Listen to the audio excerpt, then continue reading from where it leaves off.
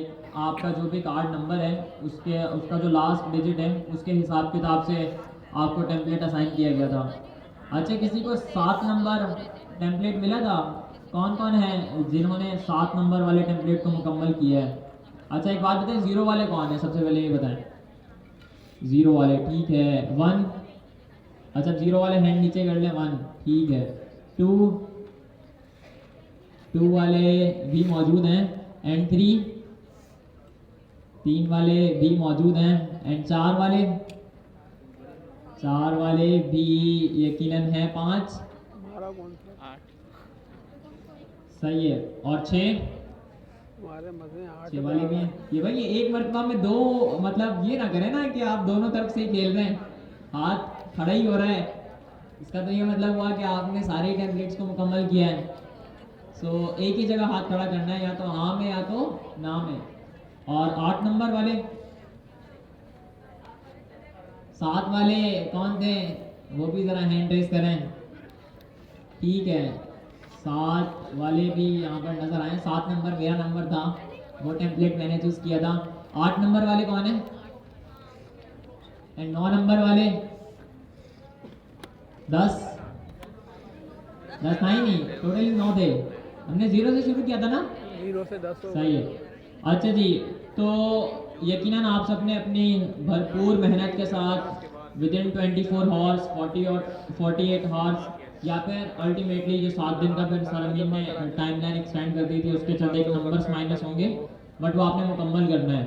क्योंकि today we are going to do something very big which is कि जिसने assignment को जो टास्क था हैकाथॉन का विद इन 24 हॉर्स या फिर विद इन 48 घंटों के अंदर तक जिन लोगों ने मुकम्मल कर लिया था, ठीक है, और सबमिट भी करवा दिया था, वो ज़रा अपना हैंड रेस कर लें ताकि पता चल जाए कि वो कौन है जो 24 घंटे और 48 घंटे वाले। ठीक है, परफेक्ट हो गया। सो आज जो है वो आप लोगों का एक छोटा सा इंटरव्यू कंडक्ट होगा, probably 2 to 3 minute for each people, and I will personally connected with some people. और मैं आपका जो है वो हैकाथॉन का बनाया हुआ प्रोजेक्ट देखूंगा। आपने अपने लैपटॉप्स के अंदर, अगर लैपटॉप आज नहीं लाए तो अपने मोबाइल फ़ोन के अंदर या करीब से किसी के पास से लैपटॉप लेकर, टाइम असाइनिंग ये है कि जब हम ब्रेक लेंगे तो ब्रेक में जिन लोगों ने हैंड रेस किए थे 48 घंटे वाले, तो वो पीछे आ जाएं and then I will conduct the interview. So उसमें से फिर हम सीनियर स्टूडेंट्स और लीड स्टूडेंट्स बनाएंगे और फिर उनको एक पूरी मोहर लगाएंगे, यानी उनके कार्ड पर जो है वो एक किस्म की मोहर लगेगी, हाँ भाई ये वाकई GIIC के गवर्नर साहब के IT इनिशिएटिव के सीनियर या फिर लीड स्टूडेंट्स हैं। एक दो पेज अगर आपके रहते हैं, फॉर एग्जांपल आपके 10 पेज, अगर 16 पेज थे या 20 पेज थे और उसमें से अगर आपने 7 प्रोजेक्ट तक बनाए, लाइक आपने 7 पेजेस तक बनाए हुए ना, देन यू कैन कम।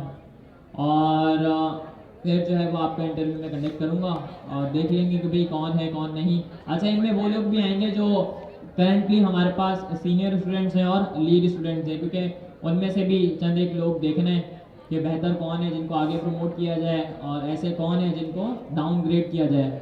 सो जाहिर सी बात है कि हम हर बंदे को तो उस लेवल पर नहीं रखेंगे जिसकी वर्थ है, और वर्थ फ्री में नहीं मिलती, उसकी बहुत कीमत चुकानी पड़ती है। खैर जो भी है, इस चीज़ को हम बाद में डिस्कस करेंगे, बट नाउ आज की हमारी क्लास का जो टॉपिक है वो है CMS। क्या है? इसको ज़रा सा मैं यहाँ पर लिख भी देता हूँ ताकि आप लोग बेहतर अंदाज से समझ सकें कि आज हम किस चीज़ को कवर अप करने वाले हैं।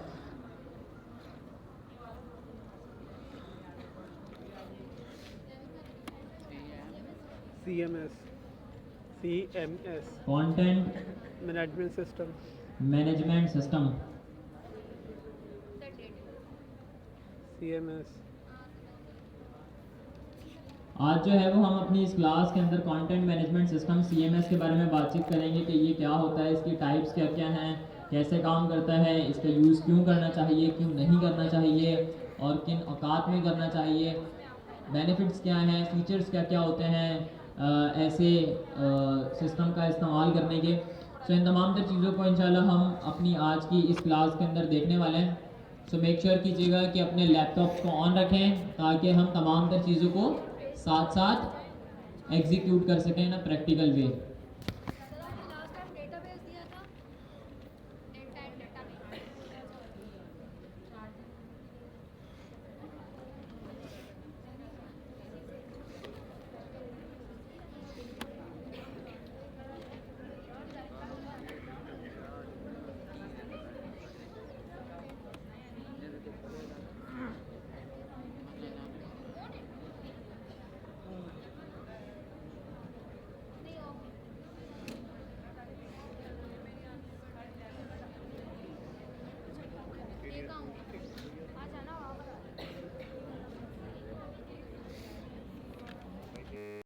What exactly database is and how exactly it works. पूरा नहीं सो ठीक है परफेक्टली।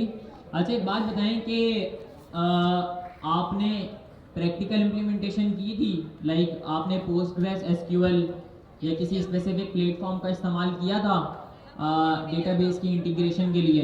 दी तो मैंने सिर्फ फंडामेंटल लेवल के ऊपर थी, लाइक पढ़ने के लिए ही कहा था, बट प्रैक्टिकली किस किस ने इम्प्लीमेंट किया है? थियोरेटिकली किया है। ठीक है, और इस तरफ से थ्योरी दो हाथ खड़े हुए हैं, हिम्मत कर लिया करें यार, मतलब कुछ इस तरीके से कुछ नजर तो आए कि हाँ भाई हाथ बात भी है। अल्लाह पाक ने माशाल्लाह से हाथ की दौलत से भी नवाजा हुआ है। हर बंदे को एक मुख्तलिफ दौलत से नवाजा होता है अल्लाह पाक ने। किसी के पास किसी स्पेसिफिक चीज़ का हुनर होता है जो कि बहुत ही रेयर होता है, लोगों में नहीं मिलता, हर बंदे के पास होता है। बस उसको ढूंढना है और ढूंढ कर काम जो है वो अपना आप लेवल के ऊपर लेकर जाना है। तो यकीनन ये तो आप कर ही लेंगे और इसमें हम भी आपकी मदद करेंगे। खैर डेटाबेसेस को पढ़ने के लिए मैंने इस वजह से दिया था कि database is one of the most important topic to understand. अगर आप लोग ये नहीं समझते कि इंटरनेट के ऊपर आपकी कन्वर्सेशंस कहाँ पर स्टोर हो रही हैं, कैसे स्टोर हो रही हैं और जनरली डेटाबेसेस की कितनी टाइप्स होती हैं, तो फिर आपके लिए ये मुश्किल होता कि आप फ्यूचर में किसी स्पेसिफिक प्लेटफॉर्म की इंटीग्रेशन कर लें अपने प्रोजेक्ट के अंदर। Just because everything is a data. क्या है? हर एक चीज़ डेटा है, चाहे किसी भी शक्ल के अंदर मौजूद हो, textual, videos, images, anything else. So अगर आप लोग ये नहीं समझेंगे, ये नहीं जानेंगे कि जनरली हमारे पास मशहूर डेटाबेसेस कौन कौन से हैं और वो काम कैसे करते हैं, उनकी लैंग्वेज क्या है और साथ साथ उनके साथ बेसिकली हम इंटरेक्शंस कैसे करते हैं, तो फिर आपके लिए मुश्किल होगा किस चीज़ को करना, बिग लेवल्स की एप्लीकेशन को बनाना। और जब तक आप एप्लीकेशंस नहीं बनाएंगे तब तक फिर माल भी नहीं आएगा। माल नहीं आएगा इसका मतलब कि आप स्टार्टअप नहीं बिल्ड कर सकते अल्टीमेटली, क्योंकि फिर वो आप 9 to 5 वाली जॉब कर रहे होंगे जनरली, जो हर बंदा करता है। और करना बुरी बात नहीं है, यानी अपने फर्स्ट एक्सपीरियंस के लिए आप 9 to 5 वाली जॉब भी कर सकते हैं, बुरा बिल्कुल भी नहीं है। खैर अगर अपना कुछ करना है तो फिर बिल्ड करना पड़ेगा और उसके लिए मेहनत करनी पड़ेगी।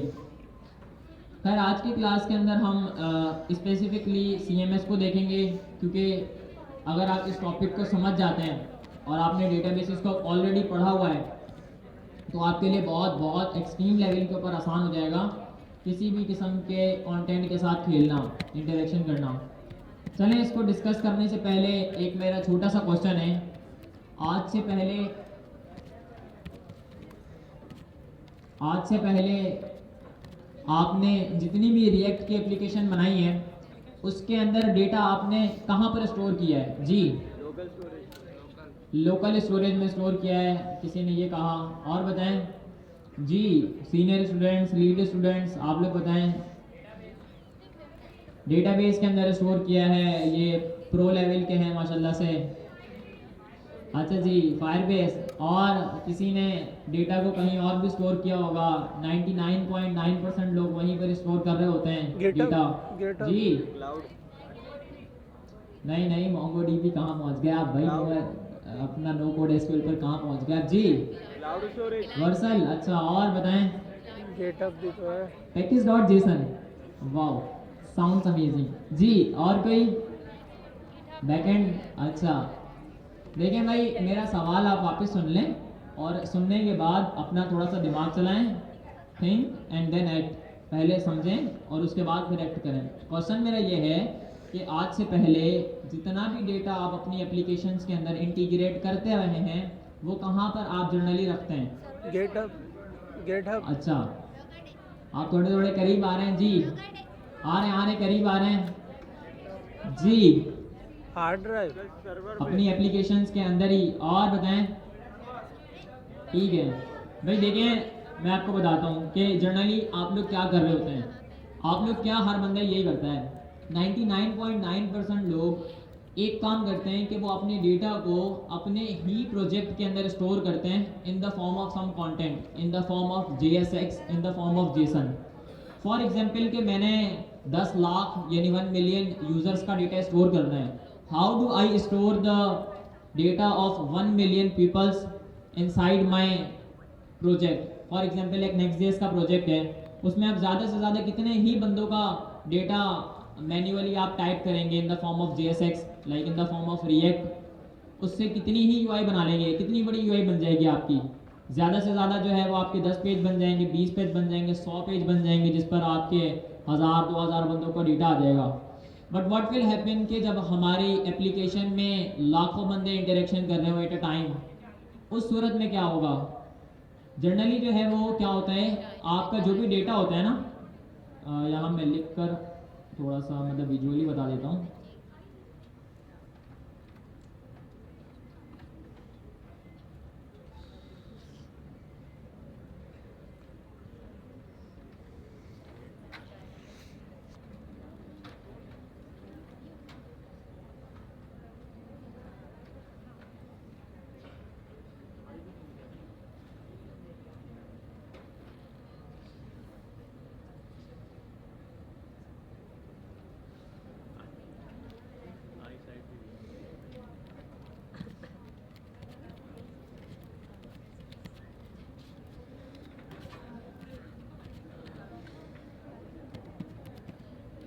अच्छा जी, जनरली क्या होता है कि आपके पास जो भी डेटा होता है ना, उसको आप अपने ही कोड के अंदर इंटीग्रेट करते हो in the form of some static content. आपके पास कोई इमेज होगी, कोई वीडियो होगी, कोई टेक्सचुअल कंटेंट होगा, उसको आप कहाँ पर इंटीग्रेट कर रहे होंगे? अपनी रिएक्ट की एप्लीकेशन के अंदर। ऐसे ही होता है ना?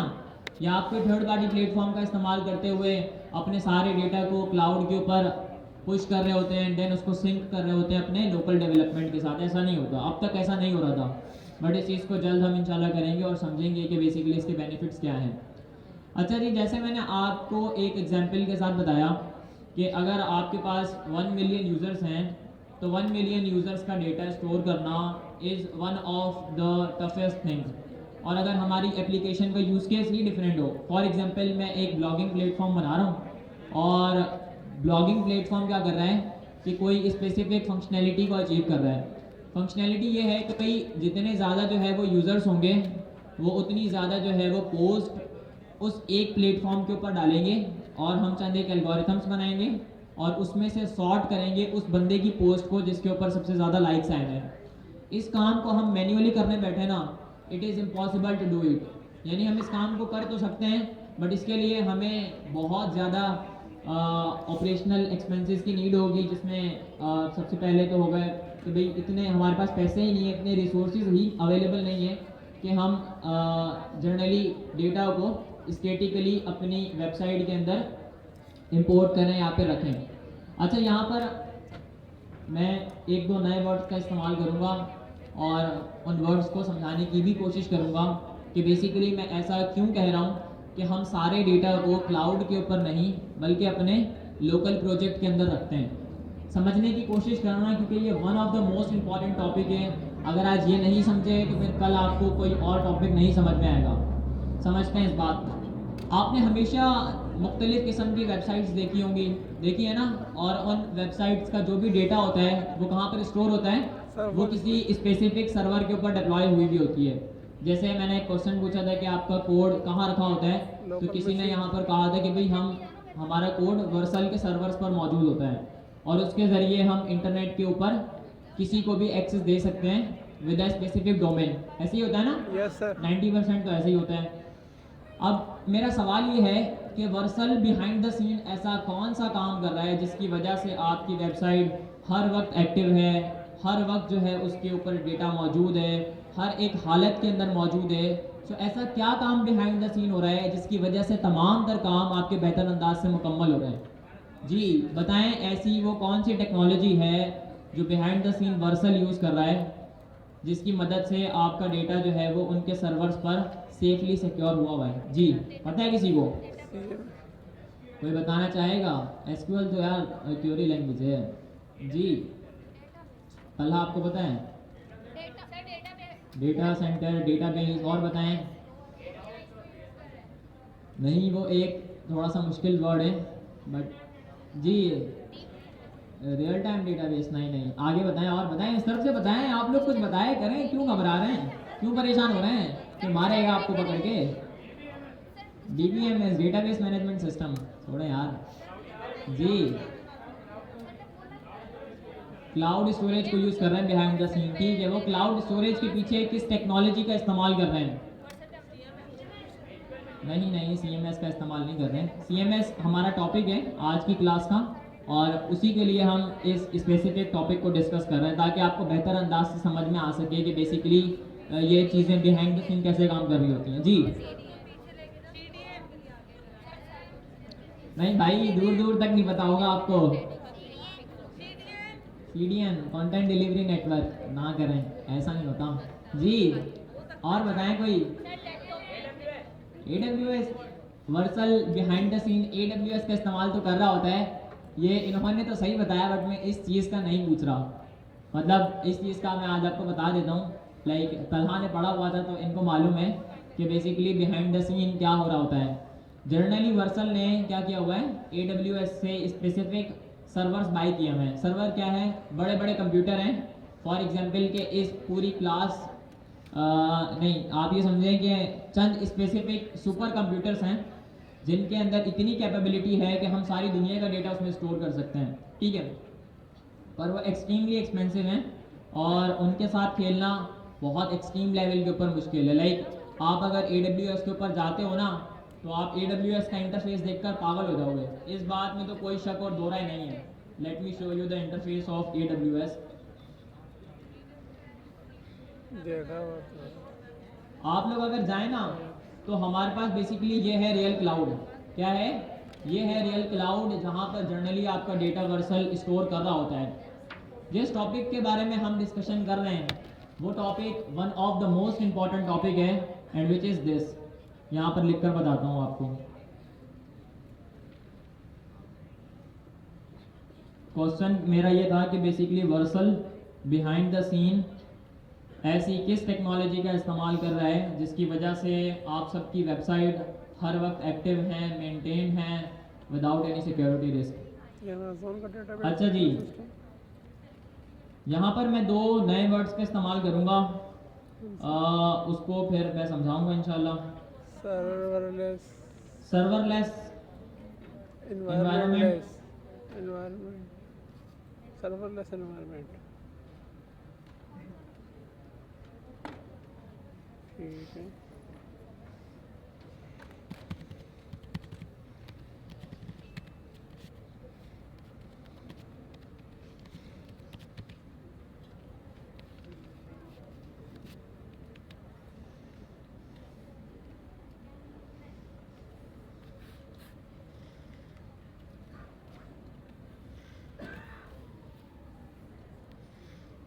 environment, let's see क्या है गलती इसमें।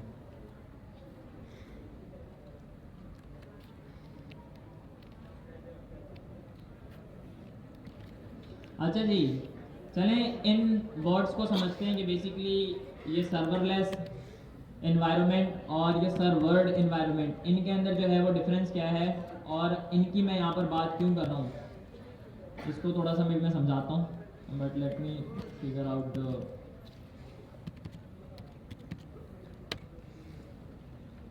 अच्छा जी, देखें समझने की कोशिश करना, क्योंकि अगर आप ये चीज़ नहीं समझेंगे तो फिर आपके लिए बहुत मुश्किल होगा। बिल्कुल शुरू से शुरू करते हैं। 1990s में क्या होता था, अगर आपने कोई एक वेबसाइट इंटरनेट पर डिप्लॉय करनी है, अगर आपने एक वेबसाइट किसी स्पेसिफिक डोमेन सर्विस का इस्तेमाल करते हुए लोगों तक पहुंचानी है, तो वो आप कैसे पहुंचाएंगे? ये मेरा एक छोटा सा क्वेश्चन है जी, कैसे पहुंचाएंगे? क्या करना पड़ेगा आपको? ऐसा क्या काम होगा या ऐसी क्या चीज़ होगी जिसका आप इस्तेमाल करेंगे अपने सारे के सारे कोड को उस स्पेसिफिक जगह पर रखकर इंटरनेट पर डिप्लॉयमेंट के लिए? जी, सर्वर। होस्टेड जो है वो एनवायरनमेंट लेंगे भाई। 1990s में कहाँ से हमें होस्टेड एनवायरनमेंट मिलेगा? सर्वर जी, एनवायरनमेंट। सर्वर। ठीक है। किसी ने कहा है कि भाई हम जो है हमें एक अपना नेटिव सर्वर बनाना पड़ेगा। आप समझते हैं कि बेसिकली ये जो वर्ड है सर्वर, इसका मतलब क्या है? अगर ये वर्ड ही सर्वर समझ नहीं आएगा तो फिर सर्वरलेस और सर्वर्ड इन्वायरमेंट के बारे में आपको इल्म नहीं होगा। देखिए, आप सबको इस चीज़ का इल्म है कि इस कंप्यूटर को चलाने के लिए हमें किस चीज़ की नीड है। इस कंप्यूटर में 3 स्पेसिफिक चीज़ें हैं जिनकी मदद से ये कंप्यूटर चल रहा है। पहले नंबर के ऊपर है रैम, दूसरे नंबर के ऊपर है रोम और तीसरे नंबर के ऊपर है प्रोसेसर। ठीक है, ये 3 वाहिद चीज़ें हैं जो मेरे इस कंप्यूटर को जान दे रही हैं, जिसकी मदद से ये कंप्यूटर मेरा एक रनिंग हालत में मौजूद है। ऐसे ही है ना? अगर मैं इस कंप्यूटर में से रैम निकाल दूं, ये जनरली आपने ये सुना होगा कि भाई वो कंप्यूटर जिनमें 2 GB की रैम होती है या 100 GB की रोम होती है या फिर 1.2 गीगाहर्ट्ज़ और 0.8 गीगाहर्ट्ज़ का प्रोसेसर होता है, तो वो चलने के काबिल नहीं होते। इसका मतलब ये हुआ कि आपके कंप्यूटर के अंदर जितनी भी हमारे पास सर्विसेज कनेक्ट हो रही हैं या जितनी भी सर्विसेज हमारे पास लोकली चल रही हैं, उनको बेसिकली एक स्पेसिफिक चीज़ की नीड है और वो है रैम, रोम और प्रोसेसर, ताकि वो हमारे सिस्टम के साथ इजीली इंटरेक्ट कर सकें और जो भी हमारे सिस्टम की रिसोर्सेज हैं उसको डाइवर्सली डिस्ट्रीब्यूट कर कर इस्तेमाल कर सकें। अब कंप्यूटर को चलाने के लिए 3 चीज़ों की नीड है, रैम, रोम और तीसरी चीज़ क्या है?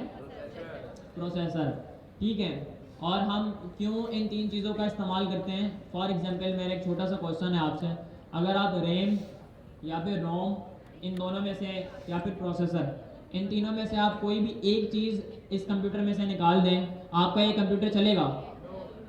कभी भी नहीं चलेगा, क्योंकि रैम जो है वो क्या करता है, आपके कंप्यूटर को एक तरीके से जान देता है। रोम क्या करता है? रैंडम एक्सेस मेमोरी, उसका काम ही होता है कि आपके कंप्यूटर में जितनी भी स्टोरेज है वो किसी स्पेसिफिक डिस्क के अंदर स्टोर करें और उसके साथ इंटरेक्शन करें। प्रोसेसर का काम ये होता है कि आपके कंप्यूटर में मल्टीपल सर्विसेज जो चल रही होती हैं उनको एक दूसरे के साथ कनेक्ट करने में मदद दे। फॉर एग्जांपल कि आपका जो इंटरनेट है वो आपके गूगल क्रोम के साथ बेसिकली प्रोसेसर की मदद से कनेक्ट हुआ हुआ है। अगर प्रोसेसर मौजूद नहीं होगा तो ये दोनों चीज़ें एक दूसरे के साथ इंटरेक्ट दूर दूर तक नहीं कर सकती। तो इसी तरीके से जब हम इंटरनेट के ऊपर कोई वेबसाइट डिप्लॉय करते हैं ना, तो हमारी एक वेबसाइट को एक सर्वर की नीड होती है और उस सर्वर में कौन सी 3 चीज़ें मौजूद होती हैं? कौन सी 3 चीज़ें मौजूद होती हैं? रैम, रोम और तीसरा प्रोसेसर। चलें, अब इसको जो है वो यहाँ पर मैं लिख देता हूँ एक मरतबा, ताकि आपको तमाम तर चीज़ें हैंड बाय हैंड वे के अंदर क्लियर होती रहें, वो ज़्यादा अच्छा रहेगा। मुझे आप बताइएगा, 2 वे इंटरेक्शन करते हैं ना, पहले नंबर के ऊपर हमें जो है वो रैम चाहिए। रैम की फुल फॉर्म क्या है, कोई ये भी बता दें? Random access memory. Random access memory. ROM की? Read only memory.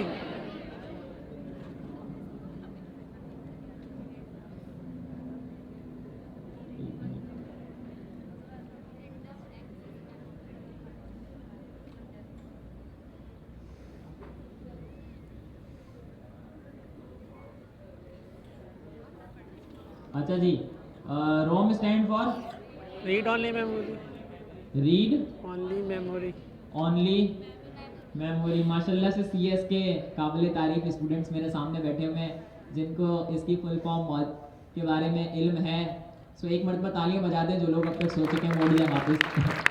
उठ जाओ भाई, उठ जाओ यार। अब मैं इशारा कर कर नहीं उठाना चाहता, बराहे करम जागे रहें और मुल्क का नाम रोशन करते रहे। ऐसे ही है ना? अच्छा जी, तीसरी चीज़ मैंने क्या बताई थी? CPU है ना। प्रोसेसर प्रोसेसर, ठीक है। ये 3 स्पेसिफिक चीज़ें हैं जो कि आपके बेसिकली कंप्यूटर के अंदर मौजूद होती हैं। और अभी के लिए जो है वो जस्ट हम इमेजिन कर रहे हैं, वो इस वजह से इमेजिन कर रहे हैं क्योंकि ये 3 चीज़ें नहीं होती तो बहुत सारी चीज़ें, पर मोस्ट इंपॉर्टेंट यही हैं, ठीक है। तो ये 3 चीज़ें हैं जो बेसिकली किसके अंदर मौजूद होती हैं, सर्वर के अंदर मौजूद होती हैं, ठीक है। यानी सर्वर का मतलब ये है कि एक डब्बा है और उस डब्बे के अंदर हम जो है वो बहुत सारा डेटा स्टोर कर सकते हैं। एक डब्बा है और उस डब्बे के अंदर हम क्या कर सकते हैं, बहुत सारा, बताएं ना, डेटा स्टोर कर सकते हैं। क्यों नहीं बोल रहे, क्यों परेशान हो रहे हैं भाई?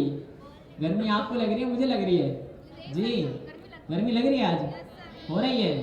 बाहर जाएंगे, रात होगी तो सर्दी लगेगी। अभी के लिए बर्दाश्त कर लें इसको, क्योंकि कुछ पाने के लिए कुछ होना पड़ता है। मैं सुबह 6 बजे उठा था भाई सर्दी में। वो अम्मी ही होती हैं जो सुबह सुबह आपके लिए नाश्ता और ये तमाम तर चीज़ों को रेडी कर देती है, नहीं तो कोई भी नहीं देखता। मुशक्क़त अगर आप करेंगे तो फिर इंशाल्लाह कामयाबी भी आपके साथ नहीं बल्कि आपके आगे आगे दौड़ रही होगी और लोगों को बता रही होगी कि हाँ भाई एक बंदा आ रहा है, समझ रहे हैं। कुछ पाने के लिए कुछ होना पड़ता है। अच्छा जी, सर्वर, एक सर्वर एक डब्बा होता है और इस डब्बे के अंदर हम बेसिकली डेटा को स्टोर कर रहे होते हैं। अब ये डेटा किसी भी किस्म का हो सकता है, ये डेटा इमेजेस की शक्ल में भी हो सकता है या डेटा ये किसी एक वेबसाइट की शक्ल में भी हो सकता है, और उस वेबसाइट में भी यकीनन डेटा ही होता है। पता है ना आप सबको इस चीज़ का इल्म है कि फॉर एग्जांपल अगर मैं यहाँ पर जाऊँ asharif.xyz पर, तो आपको बहुत सारा टेक्सचुअल डेटा नज़र आएगा। क्या आएगा? बहुत सारा आपको टेक्सचुअल डेटा नज़र आएगा। इमेजिन करें कि ये सारा का सारा जो डेटा है ये मैंने एक डब्बे के अंदर रखा हुआ है। कहाँ रखा हुआ है? एक डब्बे के अंदर रखा हुआ है। और ये डब्बा क्या है? ये डब्बा एक सर्वर है और इस सर्वर के अंदर बेसिकली 3 चीज़ें मौजूद हैं जो इस डेटा को चलाने में मदद दे रही हैं, ठीक है। वो 3 चीज़ें क्या हैं? RAM, ROM and processor. Generally जो है वो हमें क्या करना पड़ता है कि हमें अपने सर्वर को ना, अब मैं सर्वर लेस और सर्वर एनवायरनमेंट की बात कर रहा हूँ। अब तक आपको ये समझ में आ गया कि बेसिकली सर्वर क्या होता है और सर्वर के अंदर क्या होता है जी। Raise your hands those who understand this simple thing कि सर्वर बेसिकली क्या होता है। हाथ पूरे पूरे पूरे ऐसे खड़े करें ना, नजर तो आए। अच्छा, परफेक्ट हो गया, साउंड अमेजिंग। ऐसे टू वे इंटरेक्शन रखेंगे तो फिर ज़्यादा मज़ा आएगा, और जब मज़ा आएगा तो फिर मैं बेहतर अंदाज से पढ़ा पाऊँगा। अल्टीमेटली इससे आप ही का फ़ायदा होगा। अच्छा जी, तो सर्वर के अंदर जनरली ये 3 चीज़ें मौजूद होती हैं। और अब जो है वो हम डिस्कशन करते हैं कि बेसिकली सर्वर्ड और ये सर्वर लेस, इन इन्वायरमेंट के अंदर बेसिकली क्या फ़र्क है और जनरली अप्रोचेस क्या रही हैं over the period of time. जब 90s का टाइम था ना, या फिर हम 2000 के इरा की बात करें या आफ्टर 2000 का इरा, यानी पहली सदी 2000 से लेकर 2010 तक। अच्छा, एक बात बताएं कि 2000 से लेकर 2010 वाले कौन मौजूद हैं यहाँ पर जिनकी बर्थडे इस 10 साल के अंदर आती है जी? 97 वाले हैं हमको। अच्छा, 70 से 80% लोग ऐसे हैं जो कि 2000 से 2010 वाले हैं। चलें, अच्छी बात है। और ये 2000 से पहले वाले कौन है? वो भी ज़रा अपना हाथ खड़ा कर कर बता दें। माशाल्लाह से बहुत अच्छी बात है, कंपटीशन बेहतरीन चल रहा है। और ये 90s 80s वाले कौन है? 80s वाला है कोई? अच्छा, ठीक है, अच्छा परफेक्ट। और 70s वाले? 70 माशाल्लाह। अच्छा, 60s वाले? लो भाई, तो 15 साल के हो तुम, हाथ नहीं खड़ा करो ऐसे जी। आज़ादी के वक्त वाले? आज़ादी के वक्त अब मैं बोलूँगा तो फिर वो कुछ और ही मतलब निकलेगा। खैर, जस्ट किडिंग, मजाक कर रहा था। अच्छी बात है, यानी 80% पॉपुलेशन यहाँ पे जी जनरेशन वाली बैठी हुई है। कौन सी जनरेशन वाली? जी जनरेशन वाली बैठी हुई है। जाकर गूगल पे सर्च करना कि ये जो सर ने एक नया मिलीनियर्स वाला वर्ड यूज करा है, इसका क्या मतलब है? इसका मतलब है यो। खैर, अपना कहने में ये रहा था कि कहते कहते मैं पता नहीं क्या क्या कह देता हूँ। सो चलें हम कंटिन्यू करते हैं। थोड़ी बहुत किडिंग भी होनी चाहिए ना, नहीं तो क्लास का माहौल फिर बेहतर नहीं होगा।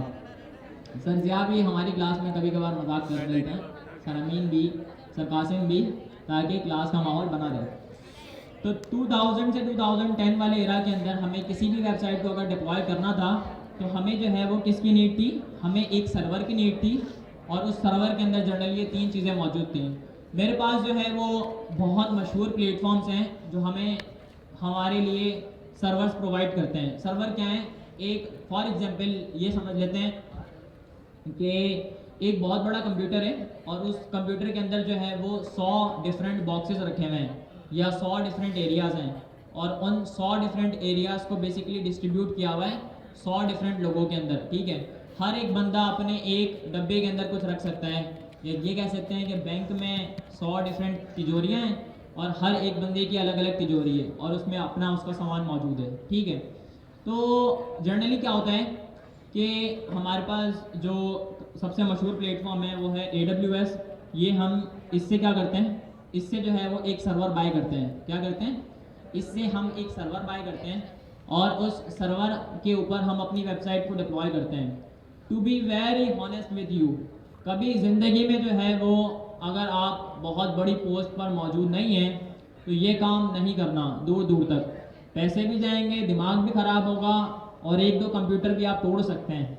सो इसमें जो है वो कोई शक और दो राय नहीं है। तलहा हंस भी रहे हैं और ये अपनी गर्दन भी हिला रहे हैं, इसका मतलब है कि ये इस चीज़ को समझ रहे हैं कि डायरेक्ट सर्वर के ऊपर हम अपने वेबसाइट को डिप्लॉय नहीं कर सकते। कर सकते हैं पर बहुत ही हेक्टिक काम है। उसके लिए पता है आपको किन किन चीज़ों को आने की नीड है।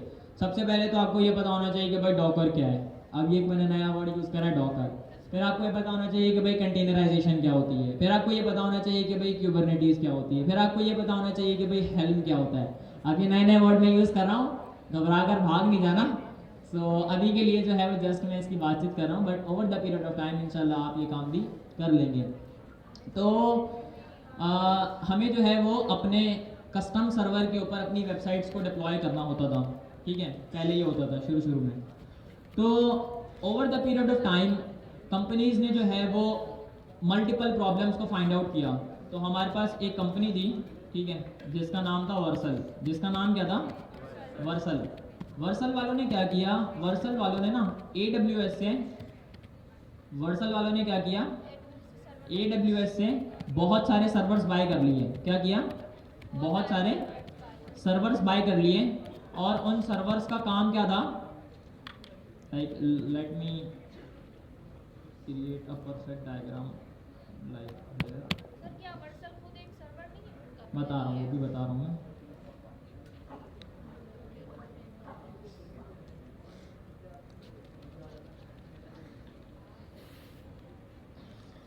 अच्छा, जनरली जो है वो क्या होता है कि जो भी हमारा काम होता है ना वो किसी स्पेसिफिक सर्वर पर मौजूद होता है। यहाँ पर हम जिस सर्वर की बात कर रहे हैं ना वो है कस्टम सर्वर, यानी वो सर्वर जिसको आपने खुद परचेज किया हो और जिसको आप खुद मेंटेन कर रहे हैं। फॉर एग्जांपल मैं आपको ये कहता हूँ कि आप जो है वो अपने बैंक अकाउंट को अपने घर पर ना खुद महफूज करें और उसके जो भी पैसे वैसे हैं या जो भी तमाम तर चीज़ें हैं ना वो आप क्या करें, अपने घर पर करें। और बाकी जो टू वे इंटरेक्शन है, लाइक आपका जो क्या कहते हैं कि आपने रेमिटेंस करनी है या फिर बाहर किसी को पैसे भेजने हैं, बाहर से किसी से पैसे लेने हैं, तो एक्सचेंज के लिए आप जो है वो सिर्फ बैंक के ऊपर जाएं। ये सुनने में आपको थोड़ा अच्छा लग रहा है? बिल्कुल भी अच्छा नहीं लग रहा। क्यों नहीं लग रहा? क्योंकि आप अपने पैसे को अपने घर पर स्टोर नहीं कर सकते। लाइक अगर आपने करना है तो फिर तो आप वैसे भी जनरली कर सकते हैं। बैंक का फ़ायदा क्या, बैंक का फ़ायदा क्या, बैंक हमारे पास यहाँ पर इंटरमीडिएटरी के तौर पर क्या काम अंजाम दे रहे हैं, कैशलेस। क्या काम अंजाम दे रहे हैं, वो एक एक्सचेंज के तौर पर हमें मल्टीपल सर्विसेज प्रोवाइड कर रहा है ताकि हम क्या कर सकें, मल्टीपल काम कर सकें। लोग जो है वो अपनी इन्वेस्टमेंट या फिर अपनी सेविंग्स या फिर अपने करंट अकाउंट की जो भी इन्वेस्टमेंट्स होती हैं या फिर जो भी पैसे होते हैं, रकम होती है, वो किसी एक महफूज बैंक के अंदर जमा करवा देते हैं ताकि हम क्या कर सकें, एक बेहतर अंदाज से अपने पैसे को मैनेज कर सकें। ये क्या है जी, फाख्ता, अच्छा खैर जो भी है। आई वाज सेइंग कि अगर हम बैंक का इस्तेमाल ना करें तो हमारे लिए बहुत मुश्किल होगा, एक्सट्रीम लेवल के ऊपर मुश्किल होगा चीज़ों को मेंटेन करना। यार आप लोग वहीं देख लें, छोड़ें आप लिहाज का छोड़ें, आप वहीं देख लें। सर उसको भी पढ़ना है। अच्छा चलें, यकीनन खैर अभी के लिए जो है वो हम अपनी क्लास को कंटिन्यू करते हैं। तो एक सर्वर है और वो सर्वर यकीनन AWS वालों का नेटिव सर्वर है, एक बहुत बड़ा कंप्यूटर है, उस कंप्यूटर के अंदर 100 अलग अलग बॉक्सेस बाई किए हुए हैं। अशारिब आया, अशारिब ने बोला कि भाई मैं $10 दूंगा या फिर मैं $50 दूंगा और मैं $50 से आपके इस बड़े से कंप्यूटर का एक छोटा सा हिस्सा जो है वो अपने पास रखना चाहता हूँ, और मैं इस छोटे से हिस्से के अंदर क्या डिप्लॉय करूँगा, अपनी वेबसाइट्स को डिप्लॉय करूँगा या फिर अपना जो भी कंटेंट है उसको इंटरनेट के ऊपर रख लूँगा। ठीक है, इसका बेनिफिट क्या होगा कि मेरा जो भी कंटेंट है वो लोकली नहीं बल्कि इंटरनेट के ऊपर स्टोर होगा। बट इसका सबसे बड़ा नुकसान क्या होगा, इसका सबसे बड़ा नुकसान ये होगा कि मुझे उस पूरे के पूरे सर्वर को खुद मेंटेन करना पड़ेगा, खुद डिप्लॉय करना पड़ेगा, ठीक है, और खुद उसकी कस्टमाइजेशन करनी पड़ेगी। ये 3 काम जो है वो दुनिया के सबसे मुश्किल तरीन काम है। सर अमीन को आप सब जानते हैं, यस सर। पाकिस्तान के वो सबसे बेहतरीन एक्सपर्ट हैं इस चीज़ के। यानी ये जो अब जिन वर्ड्स की मैं बात कर रहा हूँ, सर्वर, सर्वरलेस और ये सर्वर एनवायरनमेंट, ये सब कुछ ये बेसिकली क्लाउड नेटिव की फील्ड है। और सर अमीन ने 2019 के अंदर माशाल्लाह से इसके अंदर महारत हासिल की थी, और एक जो है वो एग्ज़ाम होता है इसका CCAD का, सो CCAD कहते हैं उसको, CKAD, तो वो पास किया था 2019 में, जब लोगों को इस चीज़ का इल्म भी नहीं था। और सर अमीन हमें बता रहे होते हैं कि like when he was doing the following work, लोग इनके ऊपर मजाक उड़ा रहे थे, कह रहे थे कि भाई क्या कर रहे हो, क्या नहीं कर रहे। बट नाउ कंपनीज अब उनके हाथ पाँव जोड़ी होती हैं कि आप जो है वो सिर्फ हमें टाइम दे दें, सिर्फ टाइम दे दें, सिर्फ हमें बता दें कि हमने अपने इंफ्रास्ट्रक्चर को कैसे मैनेज करना है। यहाँ पर एक नया वर्ड आया, इंफ्रास्ट्रक्चर। तो इंफ्रास्ट्रक्चर क्या होता है? इंफ्रास्ट्रक्चर ये होता है कि हमारे पास एक एनवायरनमेंट होती है, यानी एक सर्वर होता है, उस सर्वर के ऊपर हमें मैनेजमेंट करनी पड़ती है, डिप्लॉयमेंट करनी पड़ती है, उसकी कस्टमाइजेशन करनी पड़ती है। ये तमाम तर काम आप एक साथ बैठकर नहीं कर सकते क्योंकि ये बहुत ही मुश्किल काम है। ये तो हो गई सर्वर एनवायरनमेंट के अंदर। अब फॉर एग्जांपल आप में से कोई कहता है कि मैं इन तमाम तर कामों को जानना चाहता हूँ और सीखना चाहता हूँ और सीख कर इस काम को करना चाहता हूँ, तो वो कर सकता है, but it will minimum take रफली 6 month to just deploy your server on the internet. ठीक है, मशहूर प्लेटफॉर्म हमारे पास सर्वर बाय करने के AWS है, AWS के बाद है हेडजनर, ये आ गए पहले नंबर पे आ गए। यहाँ पर से भी हम जो है वो क्या कर सकते हैं, अपने सर्वर को बाय कर सकते हैं, सर्वर को बाय कर सकते हैं। एज़्योर है हमारे पास, ठीक है, और एज़्योर के बाद हमारे पास है गूगल। सर आपने कभी बाय किया? हाँ किया था, बट मेरे साथ भी जब वो सीन हुआ तो मैं खामोशी से सर्वरलेस एनवायरनमेंट की तरफ आ गया। सो खैर अभी मैं आपको बताता हूँ कि बेसिकली इनमें जर्नल डिफरेंस क्या है और फिर आपको ज़्यादा बेहतर अंदाज से समझ में आएगा। और ये CMS के टॉपिक से थोड़ा सा डिफरेंट है, इससे मिलता जुलता टॉपिक है। पहले बताने का मकसद ये है कि मुझे ऐसा लगता है कि ये परफेक्ट टाइम है सर्वर और सर्वरलेस एनवायरनमेंट को जानना और समझने का। और हमारे पास गूगल का है, सर क्या नाम है इसका? हाँ GCP, गूगल क्लाउड प्लेटफॉर्म, ठीक है। और इसके बाद हमारे पास एक और प्लेटफॉर्म भी है, डिजिटल ओशियन, ठीक है। अब ये बेसिकली हमारे पास चंद एक मशहूर प्लेटफॉर्म है जिनमें हमारे पास AWS है, ठीक है, हेडजनर है। ये आजकल मार्केट में बहुत मशहूर है, यानी एक्सट्रीम लेवल के ऊपर मशहूर है। ये क्यों मशहूर है? क्योंकि ये सबसे सस्ता सर्वर हमें जो है वो प्रोवाइड करता है। और उस सर्वर के अंदर क्या क्या चीज़ें होती हैं? रैम, रोम और प्रोसेसर। ये 3 चीज़ें जो हैं वो हम एक एग्जाम्पल के तौर पर ले रहे हैं, होती तो बहुत सारी चीज़ें हैं, अभी के लिए ये समझें कि ये 3 चीज़ें मौजूद होती हैं। तो ये हेडजनर जो है वो हमें सबसे सस्ता सर्वर प्रोवाइड कर रहा है, तो इसी वजह से मुझे इसका नाम भी याद है क्योंकि मार्केट में सब इसका नाम ले रहे होते हैं। और ये मुझे कैसे पता, अब आप लोग सोच रहे होंगे, और मुझे ये 2-4 चीज़ों के बारे में कैसे इल्म है? वो ऐसा इल्म है कि मैं हर वक्त कहाँ पर एक्टिव होता हूँ? ट्विटर पर। आप सबको ये चीज़ याद हो जानी चाहिए। और 99.9% लोग यहाँ पर ऐसे हैं जिन्होंने अब तक अपना ट्विटर पर अकाउंट ही नहीं बनाया। यार खुदा का खौफ करें आप, बराए करम अपना ट्विटर का अकाउंट बना लें, वहाँ पर एक्टिव हो जाएं, लिंक्डइन के ऊपर आपको वो चीज़ें नहीं मिलेंगी जो ट्विटर पर मिलेंगी। सीखना है ना, अगर आपको सीखने की नीयत से चलाओगे तो फिर मैं कह रहा हूँ कि एक्सट्रीम लेवल के ऊपर वो चीज़ें सीखोगे जो पाकिस्तान में लोगों को इल्म ही नहीं है कि ऐसी भी नाम की कोई चीज़ होती है, ठीक है, चाहे वो सॉफ्टवेयर इंजीनियर भी क्यों ना हो, क्योंकि उनको पता ही नहीं है कि बेसिकली मार्केट का स्टैंडर्ड क्या है, मार्केट में क्या क्या चीज़ें काम, मार्केट में किन किन चीज़ों पर काम हो रहा है। नुकसान इसका बस नहीं है, फ़ायदा ही फ़ायदा है, बट एक थोड़ी सी प्रॉब्लम ये है कि आपके सामने ऐसा इंटरफेस शो होगा अगर आप वीपीएन का इस्तेमाल नहीं करेंगे। अवर गवर्नमेंट और I don't know who is it have ban the Twitter for past 1 year. और मैं, अगर आप देख रहे हैं मुझे, जो भी हैं, बराह करम इसको खोल दें। मुझ जैसे डेवलपर को सीखने में बहुत मदद मिलती है इन प्लेटफॉर्म्स से। सो इसका बंद होना जो है वो हम जैसे आईटी के स्पेशलिस्ट के लिए बहुत ज़्यादा जो है वो नुकसान का बाइस बनता है। खैर, ट्विटर और इसका करंट नाम एक्स हो कर दिया था एलन मस्क ने, क्योंकि एक्स जो है वो एलन मस्क की मतलब पहली कंपनी थी। यार हिस्ट्री के बारे में आपको पता होना चाहिए। अगर आप हिस्ट्री के बारे में आपको नहीं पता ना, मैं आपसे बात भी नहीं करूँगा कभी, क्योंकि मुझे मज़ा ही नहीं आता, चिल ही नहीं, मतलब क्या करूँगा मैं आपसे बात कर कर खाने में बैठा हुआ हूँ, चाय पी रहा हूँ, और आप जो है वही अपने अड़ोस पड़ोस की बात कर रहे हो, आपने अपने घर की बात कर रहे हो। वो तो करने वाले 100 बंदे बैठे हैं ना। हिस्ट्री के बारे में पता होना चाहिए आपको, यानी टेक्नोलॉजी की हिस्ट्री क्या रही है, लोगों की हिस्ट्री क्या रही है, मज़ा आएगा थोड़ा सा। तो फिर यानी आप बात करते हुए हेसिटेट भी नहीं होगे। तो कहने का मकसद ये है कि एक्स, ट्विटर, पहले इसका नाम था, 2022 में एलन मस्क ने $44 बिलियन का ये प्लेटफॉर्म ख़रीद लिया। और ख़रीदने के पीछे वाहिद वजूहत एक ही बताई जाती हैं कि वो बेसिकली सोशल मीडिया को पावर करना चाहते थे, एम्पावर करना चाहते थे। तो एक्स इनका नाम इन्होंने क्यों रखा, क्योंकि इनकी जितनी भी मशहूर कंपनीज़ हैं ना, यानी इनकी 5-6 मशहूर कंपनीज़ हैं, उनका नाम शुरू से ही एक्स रखा था इन्होंने। सो डेट्स वाई अब उनकी कल्टीवेशन इन्होंने बनाई है x.com। और आपने चैट जीपीटी का इस्तेमाल किस किसने किया है आज तक? सभी ने सबने किया माशाल्लाह से।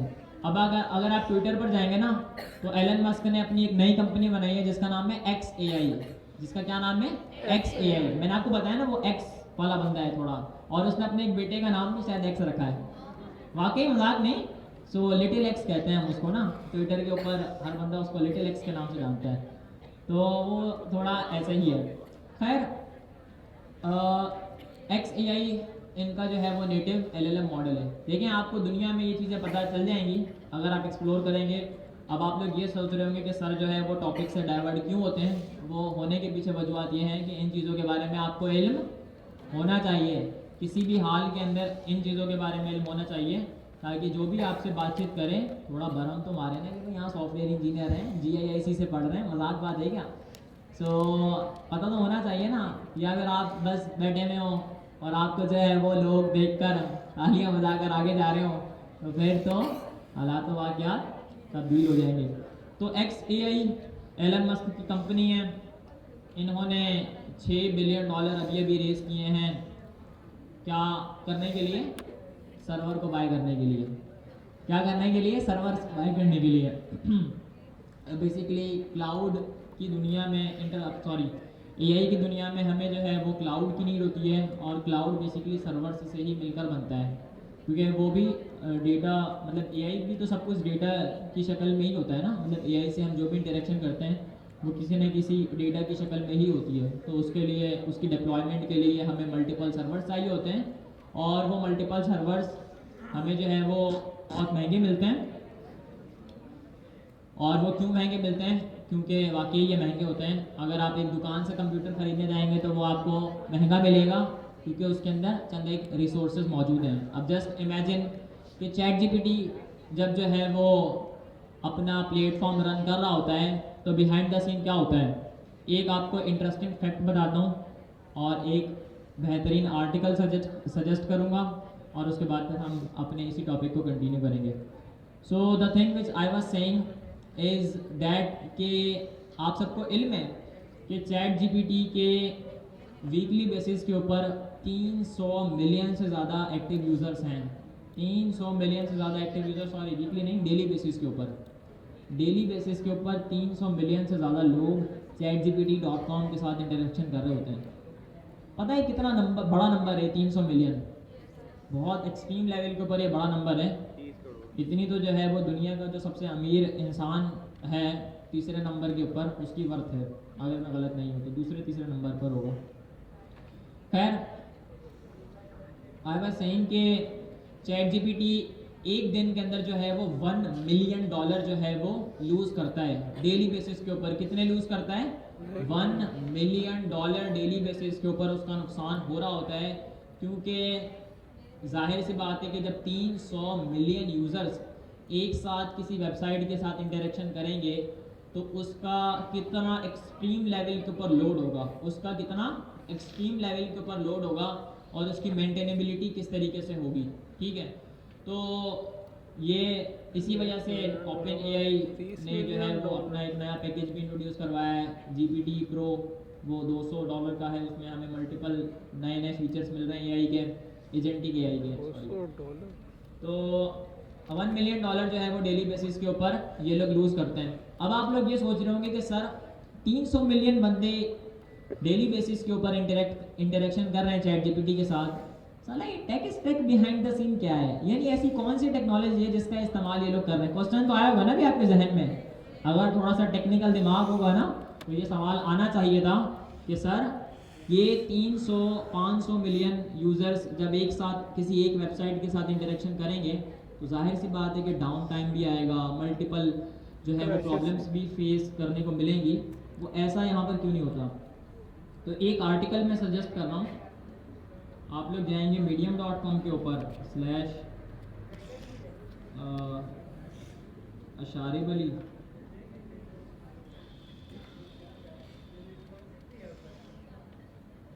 ये मेरा मीडियम का प्लेटफॉर्म है, लाइक एक मीडियम एक प्लेटफॉर्म है, यहाँ पर मैं आर्टिकल्स राइट करता हूँ। अब तक का जो मैंने सबसे बेहतरीन आर्टिकल राइट किया था वो ये है कि a deep dive into ChatGPT tech stack, कि बेसिकली ये ChatGPT का ऐसा कौन सा टेक स्टैक है, फ्रंट एंड के ऊपर ChatGPT क्या इस्तेमाल कर रही है, बैक एंड के ऊपर क्या इस्तेमाल कर रही है, किन सर्वर्स का इस्तेमाल कर रही है, कितने सर्वर्स का इस्तेमाल कर रही है, कहाँ पर कर रही है, कैसे कर रही है। ये मैंने खुद लिखा था अपने हाथों से, बड़ी मेहनत लगी थी इसमें, बहुत रिसर्च का काम था ये, बट ये अल्हम्दुलिल्लाह मैंने कर लिया था। यहाँ पर बेसिकली क्लाउड कंप्यूटिंग की जर्नल डिस्कशंस हुई हैं कि ये क्लाउड नेटिव टेक्नोलॉजी ये कितनी जो है वो काबिल तारीफ़ है कि ये एक साथ मिलियंस ऑफ यूज़र्स की इंटरेक्शन में मदद देती है। तो खैर इसके लिंक मैं डिस्कॉर्ड पर भी शेयर कर दूंगा, इसको जाकर आप लोग देख लीजिएगा, या फिर अगर ये नहीं तो फिर आप इंटरनेट पर कहीं पर सर्च भी करेंगे कि deep dive into ChatGPT tech stack. अच्छा, टेक स्टैक का मतलब क्या होता है ये मैं बता देता हूँ। In simple word tech stack means कि कोई वेबसाइट के पीछे फ्रंट एंड और बैक एंड ये किन टेक्नोलॉजीज से मिलकर बना हुआ है, this is a tech stack. यानी एक वेबसाइट का टेक्नोलॉजी स्टैक क्या है जिसकी बुनियाद पर वो चीज़ चल रही है। तो फ्रंट एंड के ऊपर, बैक एंड के ऊपर, और इनका इंफ्रास्ट्रक्चर कौन मैनेज करता है, कैसे मैनेज करता है, इस बारे में डिस्कशन की हुई है। बट एक इंटरेस्टिंग फैक्ट ये बताता चलूँ कि ये लोग, इन लोगों के पास कोई 10 से 50 हज़ार नेटिव सर्वर्स हैं जो कि GPUs के ऊपर चल रहे हैं। किसके ऊपर चल रहे हैं? GPUs के ऊपर चल रहे हैं। NVIDIA H100 एक GPU है, और अब तो इसका एक नेक्स्ट वर्जन भी आ गया है, NVIDIA ब्लैक ड्रैगन X, ये शायद इसका नाम है अगर मैं गलत नहीं हूँ तो बेसिकली उस GPU का इस्तेमाल करते हुए इन लोगों ने क्या किया हुआ है कि क्लाउड नेटिव टेक्नोलॉजी और मल्टीपल टेक्नोलॉजीज़ को इंटीग्रेट किया हुआ है और उन GPUs के ऊपर होस्ट किया हुआ है। और वो GPUs के अंदर हमारे पास सर्वर्स हैं, ठीक है, जो उन GPUs को चला रहे हैं। और रफली अगर मैं गलत नहीं हूँ तो 10,000 से 1 लाख GPUs हैं जो कि ChatGPT या फिर OpenAI के पूरे इंफ्रास्ट्रक्चर को मैनेज कर रहे हैं। एक बहुत बड़ा नंबर है, और ये नंबर अभी मैंने आपको बताया 10,000 से लेकर 1 मिलियन 1 लाख GPUs। और ये एक GPU पता है कितने का है? $30,000 का। कितने का है? $30,000। अरे बोले तो सही, हिम्मत तो करें, बोले भाई $30,000। $30,000 क्या है, मतलब कमा लेंगे यार, 10 साल लगेंगे, 5 साल लगेंगे, 2-3 साल लग जाएंगे मजीद, बट $30,000 आराम से कमा लेंगे। कॉन्फिडेंस तो बिल्ड करें, आपकी साइकोलॉजी तो रेडी हो, मतलब आप अपने आप से तो मुतमईन हो कि हाँ भाई मैं 30,000 डॉलर आराम से कमा लूँगा। अगर आपका दिमाग ही चल रहा है अब तक कि भाई हाँ मैंने कमाने ही महीने की 1 लाख रुपए वाली जॉब करनी है, 2 लाख रुपए वाली, तो फिर काम नहीं चलेगा। इस माइंड को जो है वो खुशी चाहिए। खुशी तब मिलेगी जब इसको आप सक्सेस इमेजिन कर कर समझाएंगे और वो इस शक्ल में हो कि उसकी प्रैक्टिकल इम्प्लीमेंटेशन भी आप कर सकें। सो बोला करें, बोले भाई 30,000 डॉलर का एक जीपीयू था, क्या था, 30,000 डॉलर का एनवीडिया H100 का जीपीयू है। और ऐसे ऐसे 10,000 से 1 लाख जीपीयूज हैं जिनकी मदद से हमारे पास ये चैट जीपीटी का इंफ्रास्ट्रक्चर चल रहा होता है। खैर ये सर्वर और सर्वरलेस की मैं बात कर रहा था। अब हम सर को मैं थोड़ा सा कहूँगा कि सर एक छोटा सा ओवरव्यू दें सर्वर के ऊपर, ठीक है, एंड देन उसके बाद फिर मैं आपको सर्वरलेस एनवायरनमेंट के बारे में बताऊँगा और सर्वर्ड एनवायरनमेंट का थोड़ा सा ओवरव्यू दूंगा, एंड फिर हम जो है वो अपने CMS वाले टॉपिक पर चलेंगे और इसकी लिंकेज भी मैं आपको कर कर बताऊंगा कि बेसिकली इस टॉपिक की हम लोग बातचीत क्यों कर रहे हैं। देख लें, इसके साथ ही चले जाएं, आप बाहर ही निकल लें, छोड़ें अब इस पर कैमरा कैसे लगाएं। अब जाहिर सी बात है अल्लाह पाक की मखलूक है, हम तो कुछ नहीं कर सकते। अल्लाह पाक की भी दी गई नेमतों पर अल्लाह पाक का हर वक्त शुक्र अदा करते रहें। टू बी वेरी ऑनेस्ट, अगर मैं आज से 4-5 साल पहले देखूं तो मेरे पास कुछ भी नहीं था। I was a normal child but I was a intelligent child, क्योंकि मैं शुरू से ही स्पीच कॉम्पिटिशन्स के अंदर पार्टिसिपेशन लेता रहा हूँ। कॉलेज के अंदर भी एक अच्छी जो है वो जिम्मेदारी मिली हुई थी, एंड फिर उसके बाद PIIC के अंदर भी इन द अर्ली डेज माशाल्लाह से एक अच्छा रोल मिल गया था। सो हार्ड वर्किंग अगर आप हैं और कुछ कर कर दिखाना चाहते हैं तो फिर दुनिया की कोई भी चीज़ आपको नहीं रोक सकती, कोई भी चीज़ नहीं रोक सकती। सिर्फ मोटिवेशन होना चाहिए, पावर होनी चाहिए, विल होनी चाहिए। ये प्रोग्रामिंग, ये टास्क, ये सब कुछ हो जाएंगे, सब कुछ हो जाएंगे। सिर्फ आपकी विल पावर होनी चाहिए कि हाँ भाई मैंने कुछ करना है, मैंने अपने आप को रेवोल्यूशनाइज करना है। एक मरतबा ज़ोरदार आवाज़ के साथ कहकर मुझे जो है वो बता दें कि सर हम जो हैं वो इस बात के साथ मुतमईन है कि इंशाअल्लाह हम अपने आप को रेवोल्यूशनाइज करवाएंगे। इंशाअल्लाह कहते हैं एक मरतबा, इंशाल्लाह। इंशाअल्लाह इंशाअल्लाह। एक मरतबा ज़ोरदार तालियां बजा दें। और अब जो है वो टॉपिक की तरफ सर थोड़ी सी डिस्कशन करेंगे and then I will continue the topic.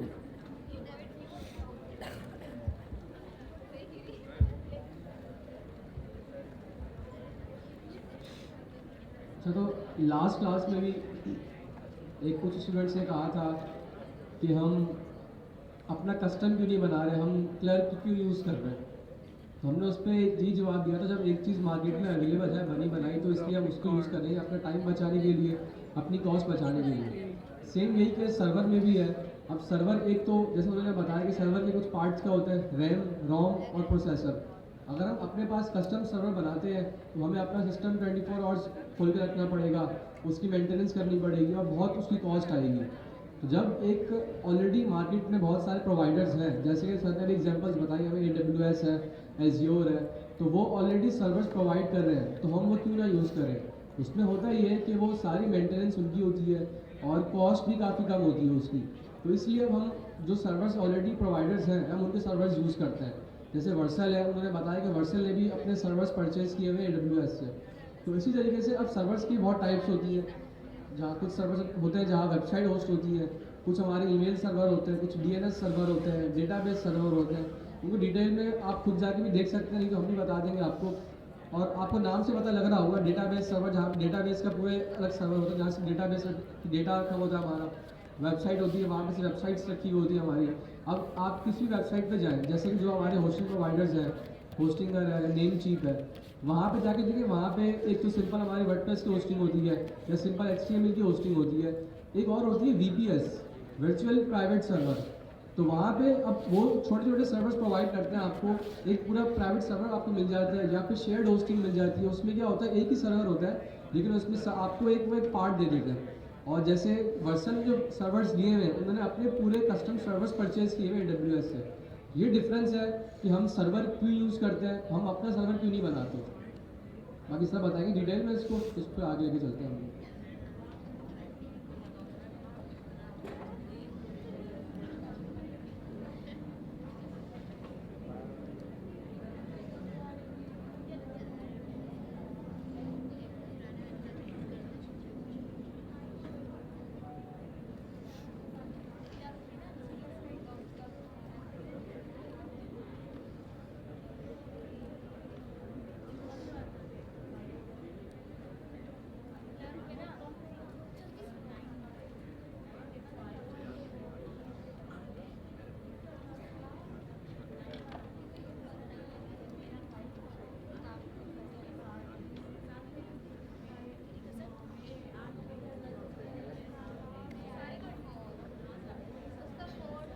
अच्छा जी। सर जो है वो अभी आगे CMS को कवर अप करेंगे। सर ने CMS के ऊपर काफ़ी काम किया हुआ है और ये काफ़ी अरसे से कर रहे हैं, ये तो मैं खुद भी जानता हूँ। सो ये बहुत बेहतर अंदाज से इंशाल्लाह बताएंगे, then I will add some points on it. But अभी के लिए समझते हैं कि सर्वर्ड और सर्वरलेस इन्वायरमेंट में बेसिकली जनरल डिफरेंस क्या है। सर्वर्ड इन्वायरमेंट के अंदर जैसे सर ने बताया कि हमें जो है वो मल्टीपल VPS मिलते हैं, यानी वर्चुअल प्राइवेट सर्वर मिलते हैं, $5 का, $10 का, $20 का, और हम उसका इस्तेमाल करते हुए क्या करते हैं, अपनी वेबसाइट्स को होस्ट करते हैं। सो खामोश हो जाए सबसे पहले तो, ताकि मैं बेहतर अंदाज से पढ़ा सकूं, और नहीं खामोश हो सकते तो बराह करम थोड़ा पीछे जाकर बैठ जाएं, it would be a lot good, क्योंकि जो पढ़ना चाहते हैं उनके लिए डिस्टर्बेंस हो रही है। सो खैर, सर्वर्ड इन्वायरमेंट में जो है वो हमें कस्टम सब कुछ करना पड़ता है, और सर्वरलेस एनवायरनमेंट के अंदर क्या होता है इसको समझने की कोशिश करते हैं। अब मैं यार उस आर्टिकल का नाम भूल गया हूँ, मैंने इसके ऊपर एक असाइनमेंट भी बनाई थी 2022 में या 23 में। क्या नाम था इसका, एक बंदा है, आपको ना जनरल टर्मिनोलॉजी के बारे में पता होना चाहिए। वर्सल के अपना फाउंडर का नाम है गोइलमारो राउच, और इसका जो CTO है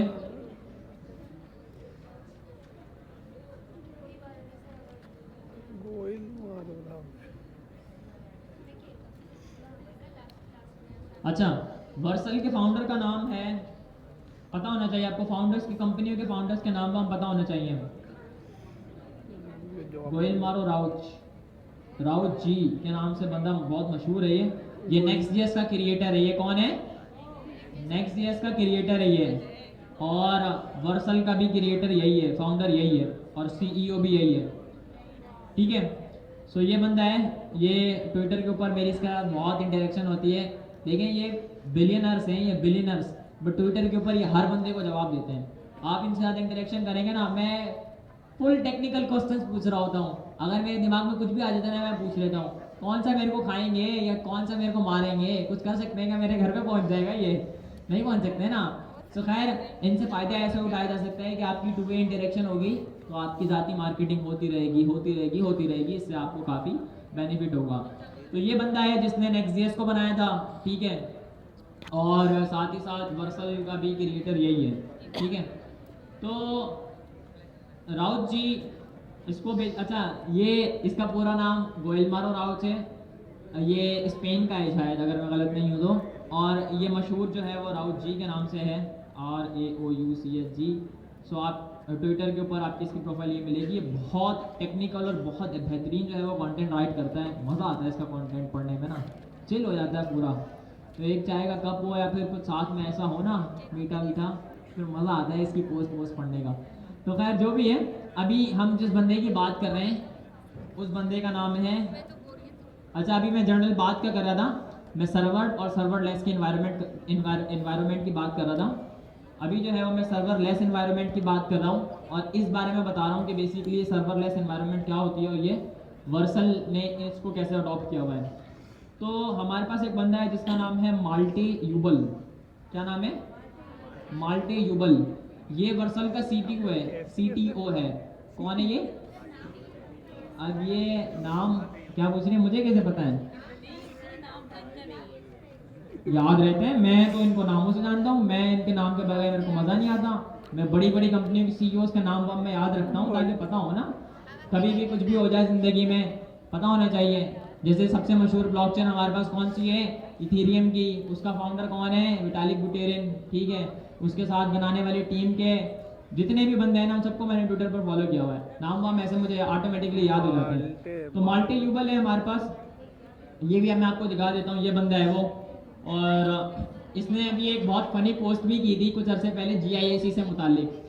so how is that possible, ये अभी मैं आपको बताता हूँ।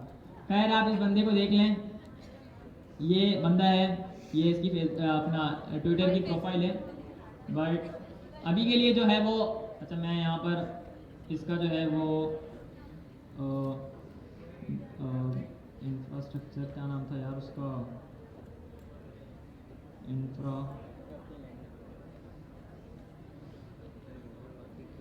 इंफ्रास्ट्रक्चर के ऊपर इसने एक आर्टिकल लिखा है on Vercel.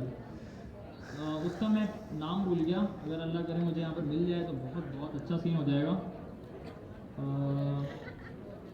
Let me just see कि हाँ ये रहा, फ्रेमवर्क डिफाइंड इंफ्रास्ट्रक्चर, देखिए मिल गया। फ्रेमवर्क बेसिकली ये वो टेक्नोलॉजी है जिसके पीछे पूरा का पूरा वर्सल काम कर रहा है, पूरा का पूरा वर्सल काम कर रहा है, जिसके ऊपर मिलियंस ऑफ यूजर काम कर रहे हैं। और एक इंटरेस्टिंग चीज़ ये भी आपको बताता हूँ, framework defined infrastructure by Vercel,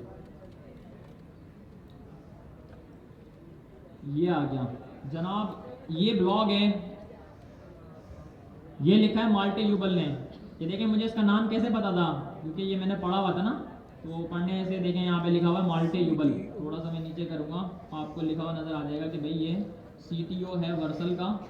और ये बेसिकली वो बंदा है जिसने जो है वो एक बहुत इंटरेस्टिंग ब्लॉग लिखा है, जिसमें जो है वो ये सर्वरलेस एनवायरनमेंट की बात कर रहा है।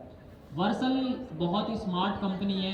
अभी मैंने आपको एक स्मार्ट बंदा दिखाया भी था, गोइलमारो राउच जी, जो नेक्स्ट.js का क्रिएटर है। इन लोगों ने ना अपने अर्ली एरा के अंदर when they started their programming journey, बहुत सारी प्रॉब्लम्स जो हैं वो इनको फेस हुई, ठीक है। और वो प्रॉब्लम्स क्या थी, वो यही थी कि भाई इंटरनेट के ऊपर वेबसाइट डिप्लॉय करना, इंटरनेट के ऊपर वेबसाइट क्रिएट करना, उसको मेंटेन करना, over the period of time उसकी मेंटेनेंस करना, ये वो चंद एक टास्क थे जो कि बहुत ही एक्सट्रीम लेवल के ऊपर मुश्किल थे, ठीक है। अब इसकी रेजोल्यूशन कैसे करी राउत जी ने, वैसे करी कि इसने नेक्स्ट.js को बना दिया। अब जाहिर सी बात है कि हर बंदे का बिजनेस माइंड होता है, हर बंदे का बिजनेस माइंड होता है कि पैसा भी तो बनाना है ना, काम हो गया बट बिजनेस भी तो करना है ना। तो ये बिजनेस जो है वो हम कैसे करेंगे, ये बिजनेस हम कैसे करेंगे, हम चंद एक सर्विसेज बनाएंगे, प्रोडक्ट्स बनाएंगे, स्टार्टअप बनाएंगे। इसने जो है वो फिर एक स्टार्टअप बनाया और उसका नाम इसने Z से आता था, शायद वर्सल का पुराना नाम कुछ और था, ओल्ड नेम ध्यान से निकल गया, मुझे बहुत हेक्टिक लगता है जब मैं नाम भूल जाता हूँ ना। ओल्ड नेम ऑफ वर्सल ये रहा, जीट, सही था, Z से ही था, जीट। तो इसने एक कंपनी बनाई जिसका नाम इन्होंने रखा जीट। और जीट जनरली जो है वो क्या कर रहा था, वो हमारे नेक्स्ट.js के प्रोजेक्ट को इंटरनेट पर डिप्लॉयमेंट में आसानियाँ प्रोवाइड कर रहा था। अब बहुत जो है वो मैं एक सिंपल स्टेप बाय स्टेप वे के अंदर समझाने की कोशिश करूँगा कि बिहाइंड द सीन क्या कर रहे थे ये लोग। इन्होंने जीट का नाम जो है वो बाद में चेंज कर क्या रख दिया, वर्सल रख दिया था। तो वर्सल वाले जो है वो बिहाइंड द सीन क्या कर रहे थे, इन्होंने एक प्रॉब्लम को फाइंड किया, ठीक है, और एक तीर से इन्होंने दो शिकार खेले, एक तीर से इन्होंने दो शिकार खेले। और वो कैसे खेले, अब इसके बारे में डिस्कशन करते हैं। सबसे पहले तो इन्होंने एक जो है वो फ्रेमवर्क बना दिया रिएक्ट का, ठीक है। कौन सा फ्रेमवर्क है, उसका क्या नाम है, रिएक्ट। यार थोड़ा जोर से बोल लो भाई, रिएक्ट, थोड़ा जोर से बोल लो, रिएक्ट। हाँ क्या नाम है, नेक्स्ट.js। इन लोगों ने एक फ्रेमवर्क बनाया जिसका नाम रखा नेक्स्ट.js, ठीक है। और उसके बाद इन्होंने यकीनन फॉर प्रॉफिट भी जाना था, यानी बेनिफिट भी लेना था, तो इन्होंने सिंपल एज डेट एक कंपनी बना दी जीट। और जीट जो है वो आपके नेक्स्ट.js के प्रोजेक्ट को इंटरनेट पर डिप्लॉय करती थी। डिप्लॉयमेंट का काम 3 स्टेप्स के अंदर हो रहा था। इन्होंने क्या किया, इन्होंने सबसे पहले ना AWS से बहुत सारे सर्वर्स बाय करे। वो मैंने आपको बताया था ना कि एक कंप्यूटर था और एक कंप्यूटर में 100 डिफरेंट बॉक्सेस थे। इन्होंने इमेजिन करें कि कोई 1000 बॉक्सेस किससे बाय किए, AWS से, ठीक है। अब ये लोग थे चालाक, इन लोगों ने क्या किया कि इन लोगों ने ना एक इंफ्रास्ट्रक्चर रेडी किया, ठीक है। और वो ऐसा इंफ्रास्ट्रक्चर था जिसके ऊपर डिप्लॉयमेंट भी ऑटोमेटिक हो रही थी, मेंटेनेंस भी ऑटोमेटिक हो रही थी, अपग्रेडेबिलिटी भी ऑटोमेटिक हो रही थी, स्केड्यूलिंग भी ऑटोमेटिक हो रही थी। और हर वो काम जो जनरली एक डेवलपर कर रहा है वो ऑटोमेटेड वे के अंदर इन लोगों ने तैयार कर खड़ा कर दिया। ये बंदा माल्टे यूबल वर्सल का CTO है 2017 से, और इसकी एक बहुत मशहूर पोस्ट है, वो ये है कि आई वॉज अ किड, मैं एक बच्चा था और कुछ करना चाहता था। जिस दिन इसने वर्सल के अंदर अपनी ज्वाइनिंग ली ना, तो ट्विटर के ऊपर ये पोस्ट लगाई 2017 में कि आई वॉज अ किड, मैं एक बच्चा था और कुछ करना चाहता था। वांट टू शिप, आपने वर्ड शिप वर्सल की वेबसाइट पर कहीं देखा है? शिप लिखा होता है, Yes. Preview build and ship, hmm, देखा होगा यार। Yes, उसको sir, गौर से देखा है। देख लिया करो। अब मैं नहीं बोलना चाहता कुछ, यकीनन हेक्टिक हो जाएगा, बट खैर जो भी है, हंसे नहीं, यकीनन समझ ही गए आप। खैर जो भी है, आई वाज सेइंग कि उस बंदे ने लिखा आई वॉज अ किड, मैं बच्चा था और मैं कुछ करना चाहता था। उसने एक वर्ड यूज़ किया शिप। शिप का मतलब होता है कि आपने जो भी काम किया है ना, उसको किसी को दिखाना किसी की स्पेसिफिक वे के अंदर, ठीक है। तो इन्होंने जो है वो अपनी टैगलाइन भी वर्सल की ऐसे ही रख दी थी, प्रीव्यू बिल्ड एंड शिप या लर्न बिल्ड एंड शिप, ऐसे ही समथिंग है कुछ, ठीक है। इन लोगों ने क्या किया, इन लोगों ने ना एक इंफ्रास्ट्रक्चर रेडी किया जिसमें वो 5-6 काम थे जो अभी अभी मैंने आपको बताए थे। वो ऑटोमेटेड वे के अंदर इन लोगों ने खुद राइट किए, 100 बंदों की टीम बनाई और उन टीम ने मिलकर, उन इंजीनियर्स ने मिलकर एक जो है वो इंफ्रास्ट्रक्चर तैयार किया, जिसका नाम जो है वो इन लोगों ने इस आर्टिकल के अंदर, इस ब्लॉग के अंदर डिफाइन किया है। और इसका क्या नाम है? Framework defined infrastructure. सर्वरलेस की अब मैं बात कर रहा हूँ, सर्वरलेस एनवायरनमेंट की। इन serverless environment basically is a way to do all the stuff in the most simple way। क्या है? serverless environment एक तरीकेकार है। serverless environment basically हमें मल्टीपल तरीके प्रोवाइड करता है, तरीकेकार है जिसका इस्तेमाल करते हुए हम सिर्फ अपने कोड को गिटहब पर पब्लिश करने के बाद किसी भी तरीके से इंटरनेट के ऊपर डिप्लॉय कर सकते हैं। इन लोगों ने एक प्लेटफॉर्म बनाया वर्सल, और वर्सल के ऊपर, वर्सल के पीछे इन लोगों ने ना, इमेजिन करेंगे जैसे मैं बैठा हूँ ना, मेरे पीछे क्या है, ये एक एलईडी है या फिर क्या है, ये क्या है, स्क्रीन है, एक बहुत बड़ी स्क्रीन रखी हुई है। मेरे पीछे जो है वो ऐसे 100 सुपर कंप्यूटर्स पड़े हुए हैं और उन 100 सुपर कंप्यूटर्स को मैंने बेसिकली पीछे से मैनेज किया हुआ है, ठीक है। ये 100 सुपर कंप्यूटर पड़े हुए, इमेजिन करें, और इसके पीछे जो है वो मेरी टीम है जो हर वक्त इनकी तारें जोड़ रही है, इसके ऊपर काम कर रही है, कोडिंग कर रही है ताकि इसको मेंटेन किया जा सके। और इन 100 सुपर कंप्यूटर्स के ज़रिए मिलियंस ऑफ यूज़र की वेबसाइट डिप्लॉयमेंट का काम जो है वो किन लोगों ने आसान किया? वर्सल ने आसान किया। सो बेसिकली सर्वरलेस एनवायरनमेंट बगैर किसी टेंशन के, बगैर किसी प्रॉब्लम के आपके कोड को इंटरनेट के ऊपर 1 क्लिक डिप्लॉयमेंट में करने का नाम है, बस, और कुछ भी नहीं है। ये आर्टिकल है जो पूरे के पूरे इस चीज़ को डिफाइन करता है। इसको मैं थोड़ा सा नीचे करता हूँ, यकीनन आप बेहतर अंदाज से समझेंगे। लिखा हुआ है फ्रेमवर्क डिफाइंड इंफ्रास्ट्रक्चर, ठीक है। और यहाँ पर इन्होंने बताया हुआ है कि infrastructure as code is the industry standard practice for provisioning infrastructure. अब ये आप अगर पूरा का पूरा आर्टिकल एक मतलब पढ़ेंगे ना, यहाँ पे लिखा हुआ है कॉन्टेक्चुअलाइजिंग इंफ्रास्ट्रक्चर एज अ कोड, और उसके बाद फिर यहाँ पर वो तमाम तर बेसिकली चीज़ें लिखी हुई हैं। ये हो रहा है सब कुछ। ये रही वो एक पिक्चर, वेयर इज इट, कहाँ गई, ये रही।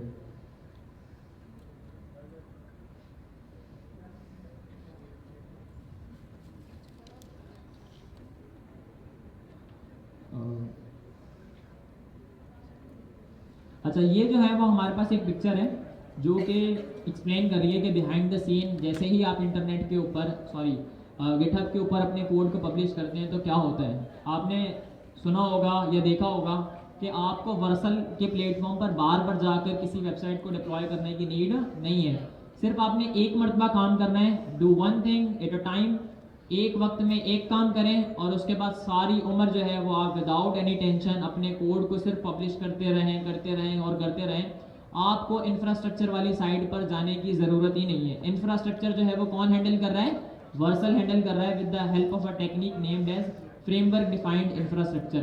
यानी हर एक स्पेसिफिक फ्रेमवर्क, जैसे कि Vue.js है, Next.js है, Nuxt.js है, SvelteKit है, ये मल्टीपल फ्रेमवर्क्स हैं हमारे पास। और इन फ्रेमवर्क की बेसिकली डिप्लॉयमेंट का काम, मैनेजमेंट का काम, कॉन्फ़िगरेशन का काम, ठीक है, स्केजुअलिंग का काम, ये तमाम तर काम बिहाइंड द सीन कौन मैनेज कर रहा होता है? वर्सल मैनेज कर रहा होता है। सो सर्वरलेस एनवायरनमेंट के अंदर क्या होता है कि हमें सिर्फ अपने कोड को पब्लिश करना होता है और एक कंपनी जो है वो बिहाइंड द सीन हमारे सारे के सारे काम को मैनेज कर रही होती है। ये वो तस्वीरें जो एक्सप्लेन कर रही है कि क्या हो रहा होता है। और ये पूरा का पूरा आर्टिकल है जिसके अंदर इसी बारे में बताया हुआ है, ठीक है। आपने इस आर्टिकल को लाजमी पढ़ना है, मैं इसकी लिंक आपके साथ शेयर करूँगा। ये चीज़ आपको जो है वो समझ आई नहीं आई, सर्वर्ड और सर्वरलेस एनवायरनमेंट के दरमियान डिफरेंस, एक सर्वर क्या होता है, कैसे काम करता है, इसके बारे में एक जर्नल ओवरव्यू समझ में आया नहीं आया? Yes sir. जी भाई, इस तरीके से हाथ पूरे पूरे उठा देना, जो सो रहे हैं वो भी उठा दें, जो नहीं उठाना चाहते वो पीछे चले जाएं। जाहिर सी बात है फिर बोलने का फ़ायदा क्या होगा, मज़ा नहीं आएगा ना। अगर आप हाथ नहीं उठा रहे तो या तो ये तकब्बुर है या तो ये जो है वो किसी और चीज़ की अलामत है, ठीक है। तो बराए करम हाथ उठाकर बता दिया करें कि हाँ भाई हमें ये चीज़ समझ में आ गई है। तो this is the thing which I do want to discuss with you. अब इसकी जो है वो लिंकेज CMS के साथ किस तरीके से होगी। आज जो है वो मैंने कोई 10, 20, 30 नए बंदों का, नई चीज़ों का नाम लिया है। पहली मर्तबा जो है वो आप लोगों ने इन चीज़ों का नाम सुना है, मुझे पता है बहुत परेशानी आ रही होगी, क्योंकि एक दिन मैं भी इन्हीं कुर्सियों पर बैठा हुआ सोच रहा था कि काश मैं भी इस स्टेज पर जाकर इन चीज़ों का नाम ले सकूं, इन चीज़ों के बारे में जान सकूं। सो इंशाल्लाह आप लोग भी इस ही स्टेज पर आकर पढ़ा रहे होंगे, चीज़ों को कर रहे होंगे या इससे भी एक आला मकाम पर होंगे, बट उसके लिए मेहनत करनी पड़ेगी एक्सट्रीम लेवल के ऊपर।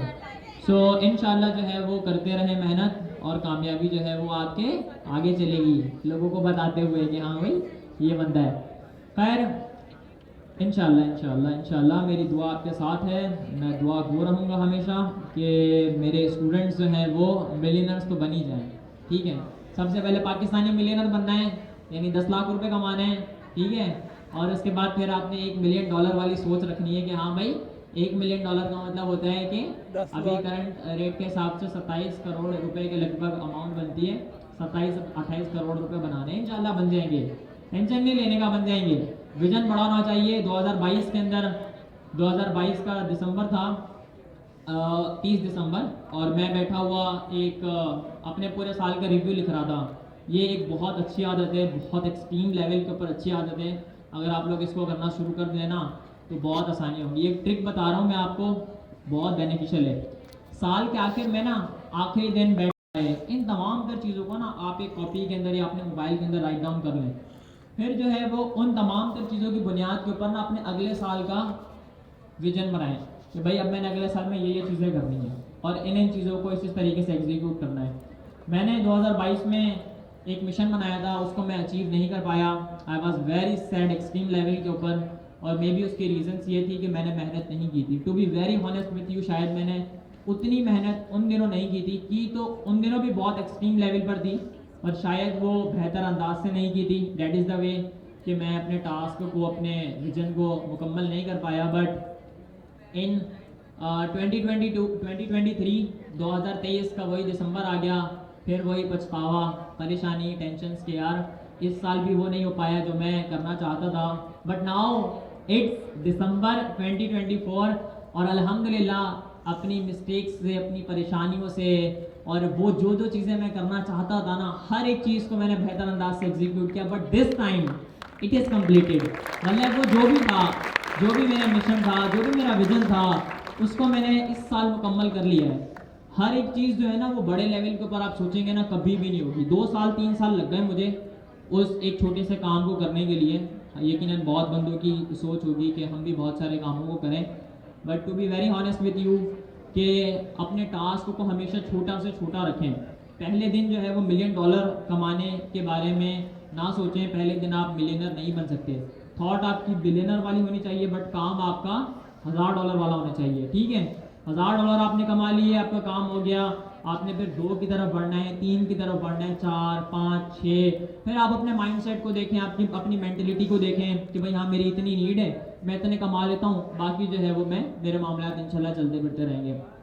इस तरीके से क्या हुआ कि आपके जो भी टास्क होंगे वो मुकम्मल हो जाएंगे। बट इंशाल्लाह आई एम वेरी हैप्पी, अल्हम्दुलिल्लाह, अल्लाह पाक का लाख लाख शुक्र है कि इस साल के जो मैंने टास्क बनाए थे बहुत मिनिमल रखे, बहुत कम रखे, बट उनको बेहतर अंदाज से अब तक एग्जीक्यूट कर लिया है।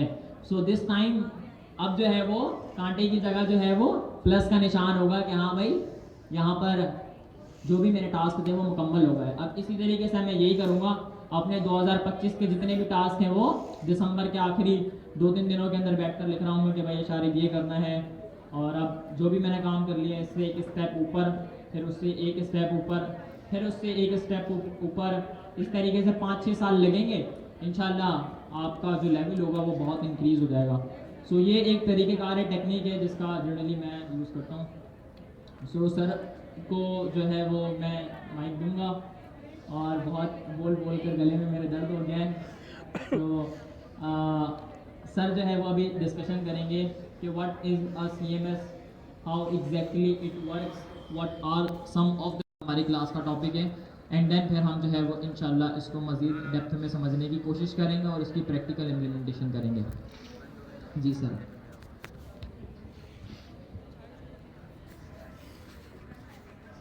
अच्छा, CMS की फुल फॉर्म है कंटेंट मैनेजमेंट सिस्टम। इस लफ्ज़ से आपको समझ में आ रहा होगा कि जहाँ पे हम अपना कंटेंट मैनेज कर सकते हैं इसे कहते हैं कंटेंट मैनेजमेंट सिस्टम।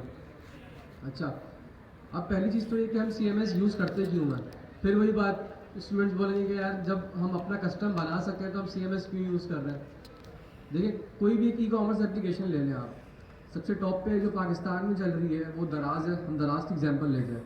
अब वहाँ पे हज़ारों लाखों की तादाद में प्रोडक्ट्स अपलोड हुए हैं उनकी वेबसाइट पे, उनकी एप्लीकेशन पे। तो अब वो प्रोडक्ट अपलोड कहाँ से कर रहे हैं। एक सेलर उनकी वेबसाइट या उनके एप्लीकेशन पे आता है, वहाँ अपना अकाउंट बनाता है और उसी एप्लीकेशन के अंदर उसको डैशबोर्ड मिल जाता है जहाँ से हम अपना प्रोडक्ट अपलोड कर सकते हैं। वेबसाइट पे भी ऐसा ही है कि आप लॉगिन करें और वहाँ पे आपको एक ऑप्शन मिल जाएगा जहाँ से आप अपने प्रोडक्ट अपलोड कर सकते हैं। वो लोग कोई CMS यूज़ नहीं कर रहे, उनका एक अपना कस्टम डैशबोर्ड बना हुआ है, कस्टम पोर्टल बना हुआ है जहाँ पे एक सेलर आके प्रोडक्ट अपलोड कर सकता है और आके उनकी वेबसाइट पे सेल कर सकता है। अब जाहिर है वो एक बहुत बड़े लेवल पे काम कर रहे हैं तो इसलिए उन्होंने अपना कस्टम सिस्टम बनाया अपना पूरा। बट अब जैसे कोई भी एक न्यू वेबसाइट है या एक कोई न्यू स्टार्टअप है तो वो कभी भी कस्टम की तरफ नहीं जाता, वो जाते हैं वही मार्केट में जो एग्जिस्ट कर रहे हैं ऑलरेडी CMS, वो उनको यूज़ करते हैं। अच्छा, अब मार्केट में CMS बहुत सारे एग्जिस्ट कर रहे हैं। जो दो मेन टाइप्स होती है CMS की, वो होती है, एक है हेडलेस CMS, दूसरी है ट्रेडिशनल CMS। अच्छा, ट्रेडिशनल CMS क्या है, आप लोगों ने नाम भी सुना होगा उसका, वर्डप्रेस है, शॉपिफाई है। उसमें क्या होता है कि आपको एक डैशबोर्ड मिल जाता है जहाँ से जाके आप अपने ब्लॉग्स अपलोड कर सकते हैं, अपने प्रोडक्ट्स अपलोड कर सकते हैं, वेबसाइट के पेजेस बना सकते हैं, इमेजेस अपलोड कर सकते हैं। और वहीं पे आपको एक ही प्लेटफॉर्म पे आपकी बैकएंड भी चल रही होती है, फ्रंट एंड भी चल रही होती है। ऐसा ही है। अच्छा, अब वर्डप्रेस में ये चीज़ डिफरेंट प्लगइन्स के थ्रू हम लोग कर सकते हैं, लेकिन प्लेटफॉर्म हमारा एक ही है वर्डप्रेस। हमें वर्डप्रेस के बाहर कहीं जाना नहीं पड़ता प्रोडक्ट अपलोड करने के लिए, जाके ब्लॉग अपलोड करने के लिए। हमें हर चीज़ एक जगह पे मिल जाती है। इसे हम कहते हैं traditional CMS। On the other side हमें मिलता है हेडलेस CMS। उसमें क्या होता है कि आपको एक ना बैक एंड इन्वायरमेंट मिल जाता है जहाँ पे आप प्रोडक्ट अपलोड कर सकते हैं, हम ब्लॉग्स अपलोड कर सकते हैं और उसका फ्रंट एंड से कोई लिंक नहीं होता। फ्रंट एंड के लिए हमें हमारी मर्जी है, हम चाहे रिएक्ट यूज़ करें, हम नेक्स्ट.js यूज़ करें, सिंपल HTML यूज़ करें या Vue.js यूज़ करें, और भी जितने हमारे पास बहुत सारे प्लेटफॉर्म्स हैं, फ्रेमवर्क्स हैं हमारे पास जो हम यूज़ कर सकते हैं फ्रंट एंड के लिए। और बैक एंड के लिए हम यूज़ कर सकते हैं हेडलेस CMS। अब हेडलेस CMS में क्या होता है, हमें वहाँ पे एक अलग से प्लेटफॉर्म मिल रहा है जो जिसका डायरेक्टली कोई लिंक नहीं है हमारी वेबसाइट से, हमारी एप्लीकेशन से। हम एक थर्ड पार्टी एप्लीकेशन पे जाके अपना प्रोडक्ट अपलोड करते हैं, अपने ब्लॉग्स अपलोड करते हैं। अब जैसे कि आपने लास्ट क्लास में क्लर्क की एग्जांपल ली थी, हम चाहते तो अपना कस्टम ऑथेंटिकेशन बना सकते थे, लेकिन हमने नहीं बनाया। उसका रीज़न क्या था कि क्लर्क जो है, ये क्लर्क हो गए auth.js जो है, वो ऑलरेडी मार्केट में एग्जिस्ट करते हैं, उनका एक मार्केट में ट्रस्ट डेवलप हुआ है ऑलरेडी। और ऑब्वियसली अगर हम कस्टम कोई भी चीज़ बनाते हैं अपनी, उसकी कॉस्ट बहुत ज़्यादा आ जाती है, मेंटेनेंस के लिए भी हम अलग कॉस्ट होती है, डेवलपर रखना पड़ता है हमें, बहुत लंबी उसकी कहानी होती है। लेकिन जब एक चीज़ क्लर्क मार्केट में एग्जिस्ट करती है जिससे हमारा काम आसान हो सकता है, तो हम क्यों ना यूज़ करें वो। सेम यही चीज़ CMS में है। अब हेडलेस CMS में हम जब हमें एक ऑलरेडी चीज़ बनी बनाई मिल रही है जहाँ से जाके हम अपने प्रोडक्ट अपलोड कर सकते हैं, एक बहुत ही यूज़र फ्रेंडली हमें UI मिलती है उसकी, सुकून से जाके हम वहाँ पे सिंपली अपना अकाउंट बना के और वहाँ पे जाके हम अपनी एक एप्लीकेशन क्रिएट कर सकते हैं। अब मिसाल के तौर पे आप सब ने असाइनमेंट बनाया जो अभी हैकाथॉन हुआ था, सब ने UI बनाई है और आप सब ने प्रोडक्ट भी एक स्टैटिक बनाए होंगे। अब उसको अगर हम डायनेमिक करना चाह रहे हैं, मिसाल के तौर पे एक क्लाइंट आया आपके पास, उसको आपकी वेबसाइट पसंद आ गई, उसने बोला है मुझे यही वेबसाइट चाहिए, मुझे आप सेल कर दो ये। वो क्या सवाल पूछेगा आपसे कि यार वेबसाइट तो मैंने ले ली, अब इसमें मैं प्रोडक्ट अपलोड कहाँ से करूँगा। अब जाहिर है इस टाइम पे हम लोग अपना कस्टम डैशबोर्ड नहीं बना सकते, बहुत एडवांस कॉन्सेप्ट होता है उसका, बहुत लॉजिक्स लगती है उसके लिए। तो हम क्या करेंगे, हम अभी आज का हमारा जो टॉपिक है वो ये है हेडलेस CMS, और उसकी एग्जांपल्स हमारे पास सैनिटी है, कॉन्टेंटफुल है, ये टॉप वो हैं जो मार्केट में चल रहे हैं आजकल। अच्छा, अब हमें CMS मिल गया, अब आप सबने क्या करना है, आप गए सैनिटी की वेबसाइट पे फॉर एग्जांपल, वहाँ पे आपने अकाउंट क्रिएट किया जो कि आज हम करेंगे, वहाँ पे जाके हमने अपनी एप्लीकेशन सेटअप की, एक इन्वायरमेंट सेटअप किया हमने वहाँ पे। अब हमें एक बैकएंड मिल गई सैनिटी की वेबसाइट पे, हमारी फ्रंट एंड है हमारी रिएक्ट नेक्स्ट.js की वेबसाइट पे। इन दोनों को कनेक्ट करना है आपस में, हम कैसे कनेक्ट करेंगे, कोई आइडिया है? API, जिसने मुझे जवाब दिया, अच्छा जवाब दिया। अब API के थ्रू हम लोग इसे, हमने जब हम API का कॉन्सेप्ट पढ़ रहे थे, हमने डिटेल में बताया था कि API का काम क्या होता है, डेटा लेकर आना, लेकर जाना, अपडेट करना, डिलीट करना और XYZ जो सारी अपडेट्स हमने उस टाइम पे बताई थी आपको। सेम यही केस यहाँ पे है। हम क्या करेंगे, सैनिटी की अपनी APIs बनी हुई हैं जो हम यूज़ करेंगे डेटा लेके आने के लिए, डेटा पहुँचाने के लिए, अगर हम ऐड टू कार्ट कर रहे हैं उसकी फंक्शनलिटी अप्लाई करने के लिए, जब कोई प्रोडक्ट हमें अपलोड करना है, हम प्रोडक्ट अपलोड करेंगे सैनिटी के डैशबोर्ड पे जाके, लेकिन वो प्रोडक्ट हमारी वेबसाइट पे ऑटोमेटिकली शो हो जाएगा। वो शो कैसे होगा, हमारी API के थ्रू। तो वो सारा डिटेल सेटअप जो है हम आज करेंगे। अच्छा, अब जैसे मैंने बताया आपको, मार्केट में बहुत सारे CMS ऑलरेडी एग्जिस्ट कर रहे हैं, बट टॉप जो चल रहे हैं वो सैनिटी और कंटेंटफुल है। उनका रीज़न यही है कि वो प्राइसिंग उनकी काफ़ी अच्छी है, UI फ्रेंडली है, और ऑलरेडी ट्रेंडिंग है मार्केट में, हर कोई वही यूज़ कर रहा है। तो सबको कॉन्सेप्ट समझ में आ गया CMS का। हेडलेस CMS क्या है, ट्रेडिशनल CMS क्या है। ट्रेडिशनल CMS का भी बहुत ट्रेंड चल रहा है आजकल, सबको आइडिया होगा वर्डप्रेस का, कि हमें एक ही प्लेटफॉर्म मिलता है, भाई वहीं जाओ आप, प्रोडक्ट भी वहीं अपलोड करो, ब्लॉग्स भी वहीं अपलोड करो, UI भी वहीं पे बनाओ, कोई API का चक्कर है ही नहीं। लेकिन जाहिर है हम तो कस्टम डेवलपमेंट सीख रहे हैं अभी यहाँ पे, तो हमें एक CMS चाहिए होगा जहाँ से हम प्रोडक्ट अपने अपलोड करेंगे और ब्लॉग्स अपलोड करेंगे। अब ये 2 एग्जांपल्स दिए मैंने आपको कि हमारी ई-कॉमर्स वेबसाइट है, उस पर प्रोडक्ट अपलोड करने की कहानी होती है, और ब्लॉग की वेबसाइट होती है जहाँ पे हम ब्लॉग्स अपलोड करते हैं। इसके अलावा हर किस्म की वेबसाइट हम मैनेज कर सकते हैं CMS के थ्रू। भाई कोई डिटेल ऐड करनी है आपको, कोई सेक्शन ऐड करना है आपको। अच्छा, मैंने ई-कॉमर्स स्टोर बनाया था एक, मैं दिखाऊंगा आपको एग्जांपल भी उसकी, उसमें मैंने कंप्लीट सैनिटी यूज़ किया हुआ है। मैं प्रोडक्ट अपलोड करूँगा अपनी सैनिटी डैशबोर्ड से जाके, लेकिन ऑटोमेटिकली मेरी UI में वो शो हो जाएगा।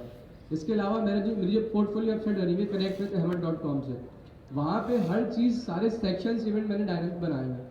मैं अपनी सैनिटी की वेबसाइट पे जाऊँगा, मैंने कोई एक न्यू जॉब मुझे मिली है, मैं जाऊँगा सैनिटी की वेबसाइट पे, मैंने वहाँ पे एक सेक्शन क्रिएट किया है ऑलरेडी, वहाँ पे जाकर जस्ट मैंने ऐड करना है, ये मेरा रोल है, इस टाइम पे मैंने ज्वाइन किया है और ये मेरी डिटेल्स है कंप्लीट, मैंने ऐड किया, वो कंप्लीट डिटेल्स मेरी UI पे ऑटोमेटिकली शो हो जाएंगी।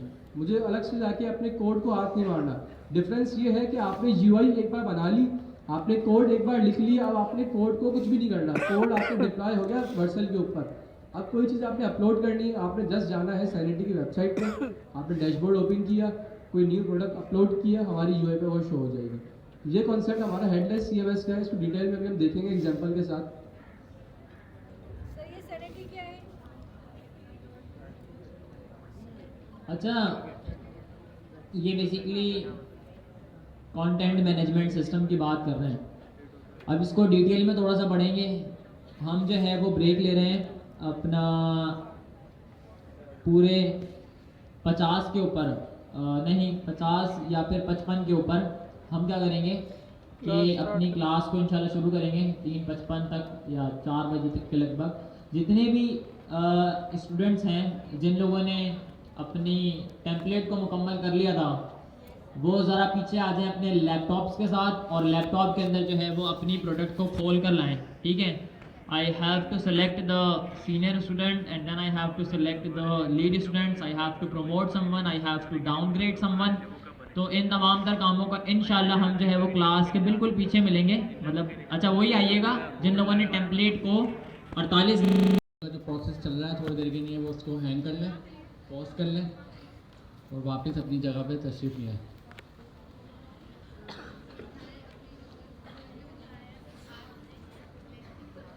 जो भी प्रोसेस है उसको पॉज करके आ जाए। क्योंकि टाइम हमारे पास कम है और मटेरियल ज़्यादा है।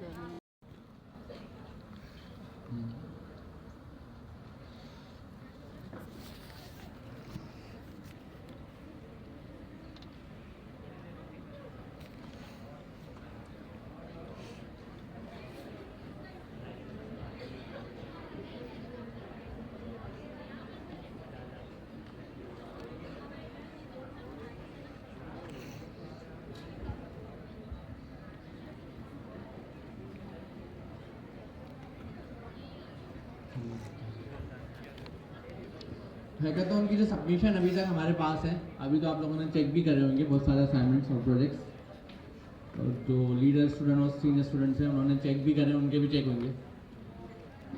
तो आपने देखा होगा कि मोस्टली असाइनमेंट्स मतलब जो हमारे हैकाथॉन है वो स्टूडेंट ने पिक्सल परफेक्ट तो बनाए, साथ साथ रिस्पॉन्सिव भी हैं। लेकिन अगर हम इन डेप्थ चेकिंग करें एजिस को देखें जाकर, मतलब डिटेल में जाकर देखें, तो प्रॉब्लम्स इस तरह की हैं, कुछ ग्लिच हैं, कुछ इश्यूज हैं, बिल्कुल हैं। लेकिन अशारिफ भाई फिर 24 आवर्स में तो इतना तो हो सकता है। अगर पिक्सल परफेक्ट रिस्पॉन्सिव बनाया मतलब उसने मेहनत पूरी करी है। इवन अगर कोई सीनियर डेवलपर भी हो, उसको भी 24 घंटे का काम दें तो उसके बाद भी गलतियाँ रहेंगी, और इवन जितना भी हम चेक करें उतनी बार गलतियाँ निकलेंगी। ये चीज़ें ऐसी होती हैं जो समटाइम नेवर एंडिंग भी हो जाती हैं। आप जितनी बार चेक करोगे उतनी आप नई चीज़ निकालोगे। तो जो छोटे छोटे ग्लिच और छोटी प्रॉब्लम्स हैं वो तो एक्सेप्टेबल है, जाहिर है, वो उसके बगैर तो पॉसिबल नहीं है, उसको हमें अभी नज़रअंदाज करना चाहिए। हमें ये देखना चाहिए मेजर फोकस स्टूडेंट ने पिक्सल परफेक्ट बनाया, रिस्पॉन्सिव करा, इसका मतलब टास्क अचीव करा। अब आपके पास जो मजीद टाइम है अभी कुछ चंद दिनों का, उस दौरान उसका अपडेट करें, क्योंकि ये चीज़ आपने मार्केट में भी तो जाके प्रेजेंट करनी है ना, सिर्फ क्लास में प्रेजेंट करने के लिए नहीं है। अब एक तरीका है कि आपको जाकर मार्केट को फेस करना है, जो रियलिटी है। अभी जो आपने बनाया है क्या वो फ्रंट एंड है, यस और नो? अभी आपने फ्रंट एंड पर काम नहीं करा, आपने करा UI UX पर काम। वो फ्रंट एंड का पार्ट होता है, लेकिन फ्रंट एंड हैंडलिंग अभी आप पढ़ेंगे, स्टार्टअप की होगी, उसके कुछ टॉपिक्स पढ़ा दी तो होंगे सर, कुछ टॉपिक पढ़ाएंगे आपको। अभी जो आपने बनाया वो UI UX है, वो यूज़र इंटरफेस है। यूज़र इंटरफेस और एक कंप्लीट फ्रंट एंड में थोड़ा सा फर्क है। कंप्लीट फ्रंट एंड में आता है कि यूज़र इंटरफेस जितनी लोगों से बात कर रहा है अपने बाहर से, तो उसकी हैंडलिंग भी फ्रंट एंड में आती है कि वो कौन कौन बाहर से आ रहा है जिससे वो बात कर रहा है। इसका मतलब डायनेमिक, वो आपको हम क्लास में पढ़ाएंगे। CMS उसका एक टॉपिक है, और भी दूसरी चीज़ें आएंगी। तो आपका जो एक हैकाथॉन UI UX का हो चुका है, इसमें आपका फोकस था सिर्फ और सिर्फ प्रेजेंटेशन बनाना, कि मतलब जो नज़र आ रहा है। दूसरा जो आपका हैकाथॉन होगा वो होगा कि आपने उसको डायनेमिक करना है, कि जो डेटा आपने स्टैटिक लिखा है, हार्ड कोडेड लिखा है, वो डेटा आप कहीं और से लेकर आओ, जिसमें आपको बैकएंड नहीं बनाना। दूसरा जो हैकाथॉन होगा वो फ्रंट एंड का होगा। अभी जो हैकाथॉन हुआ UI UX का हुआ, इसके बाद वाला हैकाथॉन फ्रंट एंड का, बैकएंड का नहीं है, सही है। तो बैकएंड आपको हम बाद में पढ़ाएंगे, इस क्वार्टर का पार्ट नहीं है बैकएंड। तो मार्केट के हिसाब से रेडी करना है। मार्केट में ना कुछ प्रॉब्लम्स हैं जो आपको पता होना ज़रूरी है।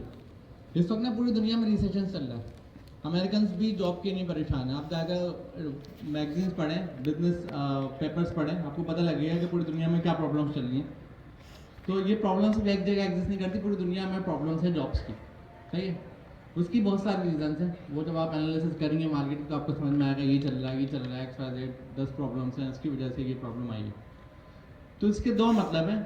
पहला, मार्केट में जाकर काम पकड़ना बिल्कुल ही आसान नहीं हो सकता, तो ये चैलेंजिंग होगा। तो उस चैलेंजिंग के लिए आपको ट्रेन करा जा रहा है कि जब आप मार्केट में जाएं तो आप इतना ट्रेन हो कि एटलीस्ट कंपटीशन को तो विन कर सकें। अगर कोई आपको देता है, भाई किसी के पास 10 लोग हैं, अब उसको एक को हायर करना है, तो वो कोई 10, आपको 9 को बेहतर साबित करना पड़ेगा ना कि मैं बाकी 9 से बेहतर हूँ, या जो वो काम करना चाहता है उसको मैं बेहतर कर सकता हूँ। ये तो ज़रूरी है।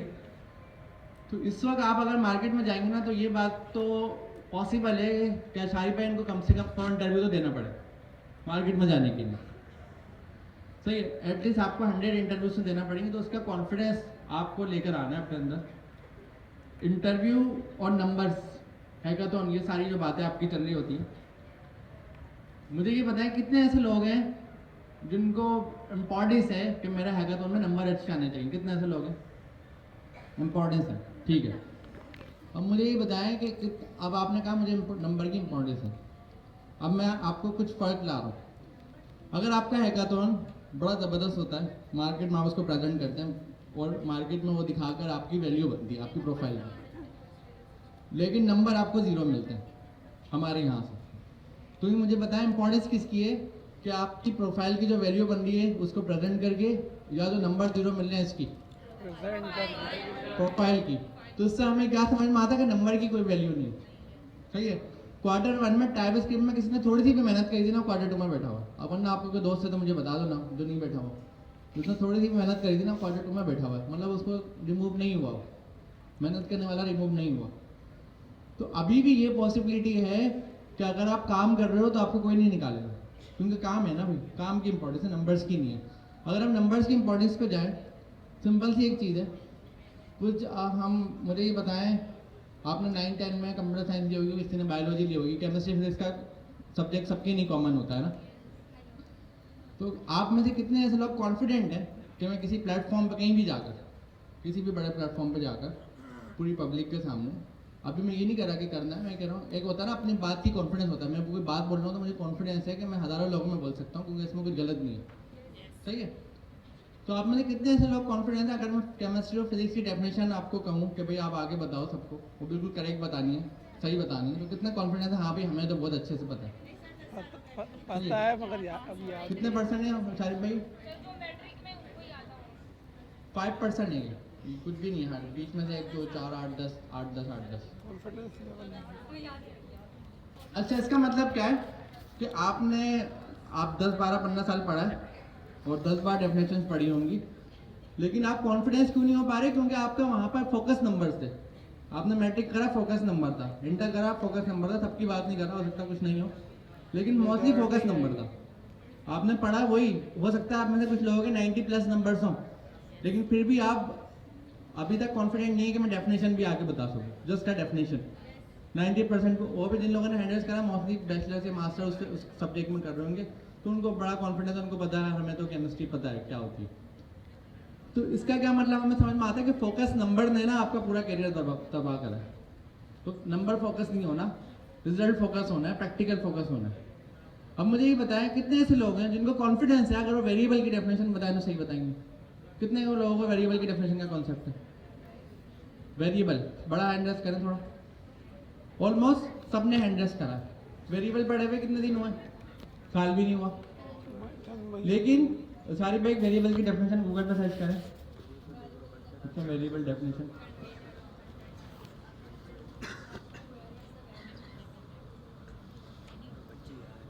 हाँ इसको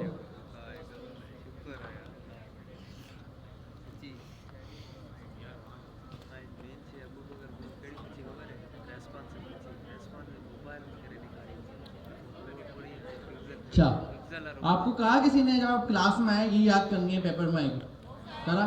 समझ में आ रही है ये अच्छे से?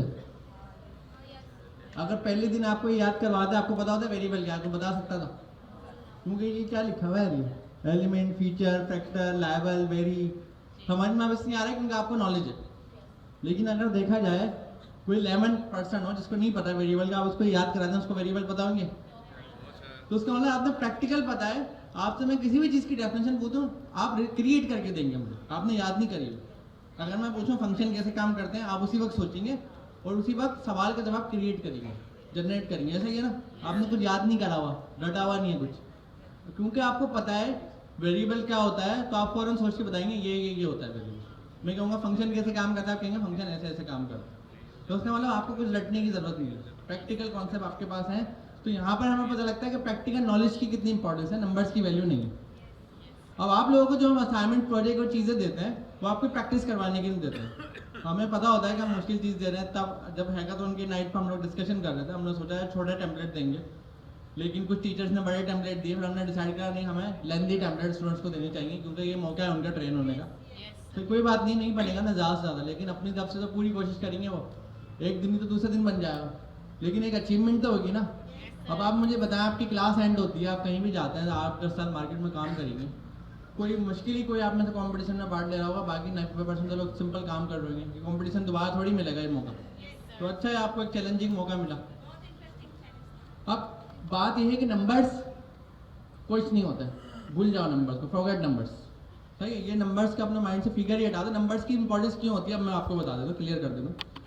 अगर आप किसी रेस के अंदर आपने हिस्सा लेना है, आपको पता है 100 मीटर की रेस है, तो आप प्रैक्टिस करते हो। प्रैक्टिस करने के लिए आप क्या ओपन करते हो, स्टॉप वॉच ओपन करते हो और आप भागते हो, आपको अपने स्टॉप वॉच में टाइम मिलता है, आपको पता लगता है कि ये टाइम तो बड़ा कम है, तो आप क्या करोगे, स्टॉप वॉच के ऊपर गुस्सा करोगे, क्यों नंबर मेरे कम आए, परेशान हो जाओगे, नहीं ना। आपका वो स्टॉप वॉच के आवर्स आपके पास आए हैं, मिनट्स आए हैं, सेकंड्स आए हैं, वो क्यों आए, उसके क्या आपको फ़ायदा है, ताकि मैं इसको देख के अपने आप को बेहतर बनाऊँ। आपको पता लग जाए इस वक्त मैं यहाँ पर हूँ, ये मेरा इस वक्त का स्टेज है, अभी मैं 100 मीटर भागने के लिए मुझे इतना टाइम चाहिए, मुझे इतना टाइम कम करना पड़ेगा अगर मुझे रेस में जाना है, सही है। तो जो नंबर्स और स्कोर होते हैं ना, वो हमारी प्रोग्रेस मैच करने के लिए होते हैं, वो दिखाने के लिए नहीं होते, वो इसलिए नहीं होते कि मैं बोलूँ भाई मेरा स्कोर है, मेरा स्कोर है, मेरा स्कोर है, वो होता है कि मेरी ये प्रोग्रेस है। तो अगर आपको 0 नंबर मिलते हैं तो आपको खुश होना चाहिए, मेरी ये प्रोग्रेस है भाई, मुझे मेहनत करनी चाहिए। अगर आपके बराबर में कोई और स्टूडेंट 250 नंबर लेके बैठा हुआ और आपके पास 0 है, तो जाहिर सी बात है उसने 24 घंटे में वो काम करा जो आपने 2 हफ्ते में करा, फ़र्क है ना। तो ये फ़र्क आपको पता होना चाहिए। अगर हम सबको बराबर कर दें तो फ़ायदा क्या, ठीक, इसमें आपका जेब से कुछ नहीं जाएगा। अगर आपके 0 नंबर होंगे, प्रोजेक्ट है, आपको फ़ायदा तो हुआ, जो प्रोजेक्ट बनाने का फ़ायदा था, आपके पास से गया तो नहीं ना कुछ। आप कहीं मार्केट में जाके दिखाएंगे वरना हो तो मुझे 250 नंबर दिए थे या 0, हो सकता है वो आपको काम दे दे, 2 दिन बाद वो निकाल देगा अगर काम नहीं करेंगे, रखेगा थोड़ी वो। अगर आपने 0 नंबर लेके काम करके दिखा दिया, उसको क्या लेना नंबर से, काम से लेना देना है। तो अभी ना हम छोटा सा एक इंटरव्यू करेंगे, थोड़ा फास्ट करेंगे। अच्छा पे एक स्टॉप वॉच ओपन करें अपने पास और क्लॉक ओपन करें, क्लॉक में स्टॉप वॉच आ रही है इसी में विंडो में, बोलो क्या बोला सर मैंने, क्लॉक बोलो यही बोला था मैं, सामने आके करवाया। इसके लेफ्ट साइड डाउन पे स्टॉप वॉच आ रही है।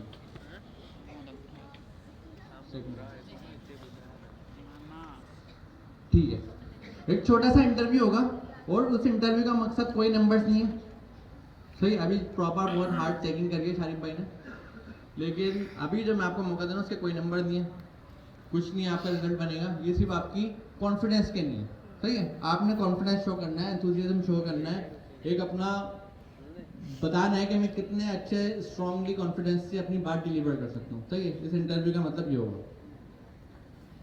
अब आप में से जितने भी हैकाथॉन बनाया है, हैकाथॉन में पार्टिसिपेट करा है, अब क्योंकि इस एक्टिविटी को कंप्लीट करने के लिए हमें वही लोग चाहिए जिन्होंने हैकाथॉन बनाया, वो पार्टिसिपेट करा है एटलीस्ट। ज़रूरी नहीं है सबमिशन नहीं कराइए, क्योंकि अभी जो टाइम चल रहा है ना आप लोगों का, क्योंकि कुछ लोग लेट वाले भी हैं, तो वो प्लीज़ अपनी जगह पे खड़े होंगे जिन्होंने हैकाथॉन कंप्लीट कर लिया, या एटलीस्ट 10% भी आप पार्टिसिपेंट है ना, आप खड़े हो जाए, क्योंकि आप एक्टिविटी का पार्ट बन सकते हैं। अगर 10% भी आपने पार्टिसिपेट करा हैकाथॉन में, अभी के लिए सबमिशन ज़रूरी नहीं, क्योंकि अभी स्टिल इन प्रोसेस है कुछ लोग, क्या कॉन्टेक्ट लेना है, लॉजिस्टिक क्या यूज़ होगी आपकी, 10 इन्फॉर्मेशन। अब आपको तो नहीं पता ये, तो बैकएंड पे होता है बिजनेस, जो मैं सारी बातें कर रहा हूँ ना, ये बैकएंड की बात है, आपको इससे भी लेना देना नहीं है। आप बना रहे हैं फ्रंट एंड, जो अभी आप पढ़ेंगे UI UX आप बना चुके हैं। तो आपका जो पहला टास्क होगा, पहले से मुराद है कैप्स्टोन प्रोजेक्ट होगा, वो क्या होगा, जो ई-कॉमर्स प्रोजेक्ट है इसको मार्केट में रियल वर्ल्ड प्रोजेक्ट करना है। वो कैसे होगा, तरीका बता रहा हूँ। आप रिटेल मार्केट प्लेस क्या होता है, जहाँ पे कोई इंडिविजुअल आके कोई चीज़ खरीदता है, उसको मार्केट प्लेस बोलते हैं। खरीदो फरोख में जो प्लेटफॉर्म होते हैं ना, उसको मार्केट प्लेस का प्लेटफॉर्म बोलते हैं। यहाँ पे इंडिविजुअल आके कोई भी चीज़ खरीदता है, चाहे चाय की पत्ती खरीदो। बिजनेस प्लेसेस क्या होता है, जहाँ बिजनेस टू बिजनेस आपस में कुछ खरीदो फरोख कर रहे हो, तो ये सारे मार्केट प्लेसेस होते हैं। अगर मैं आपको कहूँ यार कोई दुकान खोलनी है जहाँ पर कोई रिटेलर आएगा चीज़ें बेचेगा, तो आपके पास दुकान खोलने के लिए प्रोडक्ट होनी चाहिए, पता होना चाहिए ना बेचूंगा क्या मैं। तो अभी इस तरफ नहीं जाना है कि प्रोडक्ट क्या होगी। आप में से कितने ऐसे लोग हैं जिनका ऑलरेडी कोई ना कोई रिटेल का काम ऑलरेडी है, चलता हुआ अपना है, अपना घर का है, अपना है अपने घर का, कितने लोग हैं ऑलरेडी है, तो जिनका ऑलरेडी रिटेल का काम है ना, इन लोगों से मैं मुखातिब हूँ। आप लोग इस ई-कॉमर्स के प्रोजेक्ट को हैंडल्स नीचे कर सकते हैं, आप लोग इसी ई-कॉमर्स के प्रोजेक्ट को आप अपने लिए लाइव करोगे, अपने काम के लिए, जो आपका ऑलरेडी चलता हुआ काम है ना, आप कुछ भी बेच रहे हो, आप कह रहे हो मोबाइल के पाउच बेच रहे हो, डिटेल का काम है मेरा, आपने उसको लाइव करना है, ई-कॉमर्स को प्रॉपर प्लेटफॉर्म खुद बनाना। अब बाकी बच्चे जिनका तो कोई रिटेल का काम ही नहीं, उनके पास तो प्रोडक्ट ही नहीं, वो क्या बेचेंगे मार्केट में। तो उनके लिए है कि आपके रिश्तेदारों में, आपके दोस्तों में, आपके करीबी कोई ना कोई तो रिटेल का कोई काम करता हो, तो आपने उनके लिए बनाना। पहली बार जो आप बनाएंगे ना, पहला पैसा फ्री में बनाएंगे, पैसे नहीं लेंगे। होता क्या है, जब भी हम कोई प्रोडक्ट बनाते हैं ना, मार्केट में डिलीवर करते हैं, तो 100% नहीं बनती, उसका छोटा सा पार्ट बनता है, क्यों मार्केट में चले जाए, एक बार दुनिया उसको इस्तेमाल कर ले, फिर हम उसको अपडेट करेंगे।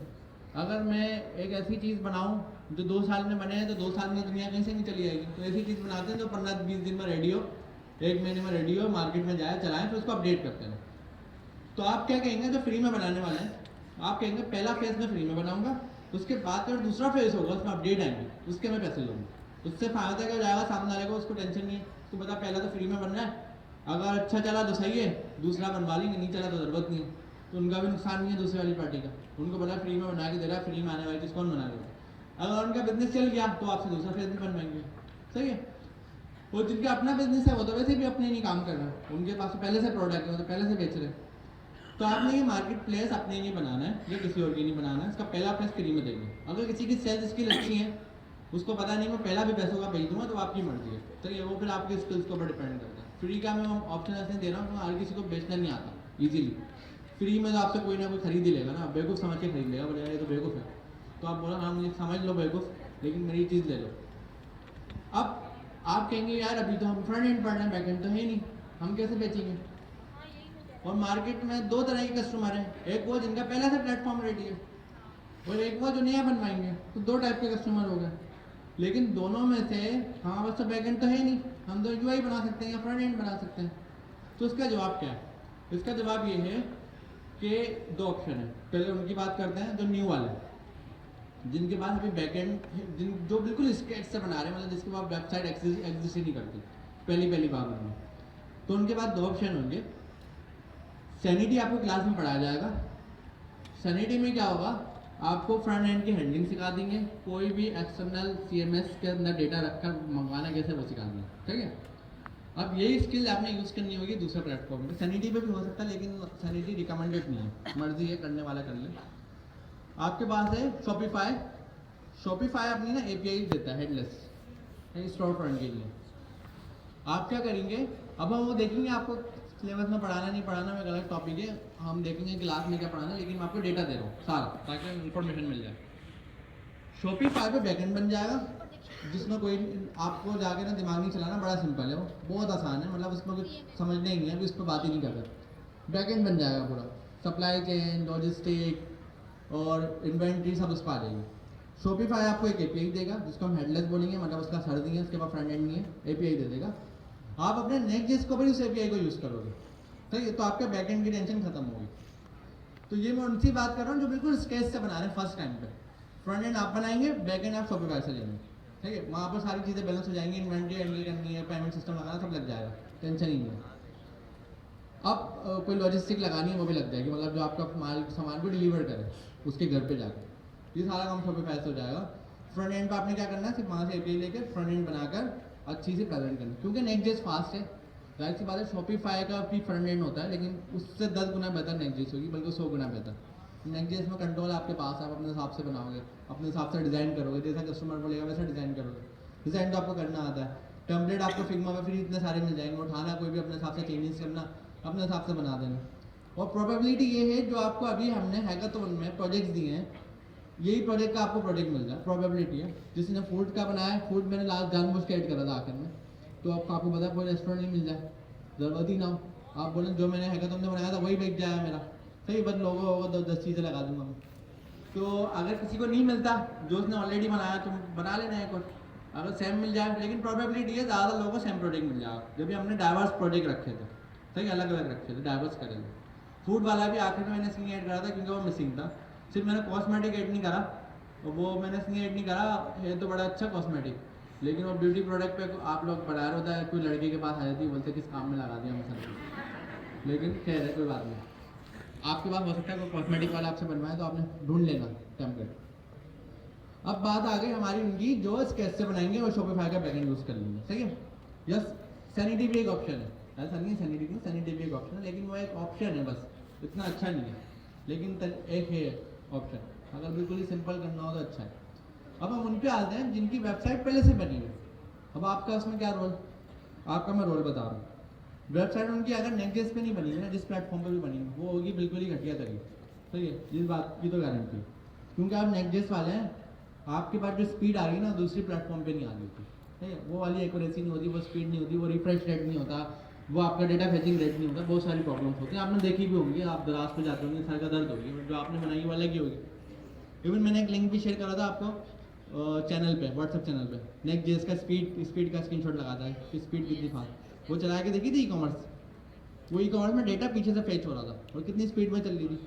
हमें मोस्टली ई कॉमर्स वेबसाइट इतनी स्पीड में नहीं मिलती, लेकिन आप नेक्स्ट से बनाएंगे आप बना देंगे स्पीड में, क्योंकि नेक्स्ट में कैश होता है, डेटा सारी चीज़ें होती हैं। अब आपने क्या करना होगा, सपोज करें वेबसाइट मार्केट में पहले से किस पे बनी हुई होंगी, हम उस पर बात कर लेंगे। एक पॉसिबिलिटी है वर्डप्रेस पे बनी हुई होगी, एक पॉसिबिलिटी है पहले से वर्डप्रेस पे बनी हुई। वर्डप्रेस एपीआई एक्सपोज करता है, जिस तरीके से हमने कहा ना शॉपिफाई एक्सपोज कर रहा है एपीआई, फ्रंट एंड पे यूज़ कर रहे हैं नेक्स्ट, इस तरह वर्डप्रेस भी एक्सपोज करता है। अगर किसी की पहले से वर्डप्रेस पे प्लेटफॉर्म बना हुआ है, उसके प्लेटफॉर्म को बना रहने थे, कुछ चेंज नहीं करना, क्योंकि बैकएंड है ना सारा लॉजिस्टिक उस पर, इन्वेंटरी उस पर, उसको क्या चेंज करेंगे आप। बैकएंड की एपीआई एक्सपोज होगी हेडलेस के तौर पर, फ्रंट एंड वर्डप्रेस का हट जाएगा, शुरू में रहेगा जब तक आप बना रहे हैं, जब आप बना लेंगे तो वो हट जाएगा और आप अपना नेक्स्ट.जेएस का फ्रंट एंड लगा देंगे। तो इसका मतलब बैकएंड जैसा था वर्डप्रेस का वैसे ही रहेगा। थैंक यू अगर जैसा था वैसे ही रहेगा बैकएंड, बैकएंड में कोई चेंजेस नहीं है, क्योंकि बैकएंड में डोमेन होता है, बिजनेस होता है, उस पर चेंजेस करना आसान भी नहीं होता। बैकएंड वैसे ही रहेगा, किसी की वर्डप्रेस पर वेबसाइट चल रही है जैसी की वैसे चलती रहेगी। सिर्फ फ्रंट एंड वर्डप्रेस का था, आप फ्रंट एंड नेक्स्ट.जेएस का बना देंगे, वही एपीआई जो वहाँ पर चल लगी है वही एपीआई एक्सपोज करके आप अपने नेक्स्ट.जेएस पे ले लेंगे, नेक्स्ट.जेएस सेलेक्ट अप्लाई होगा, वर्डप्रेस पहले से चल रहा है।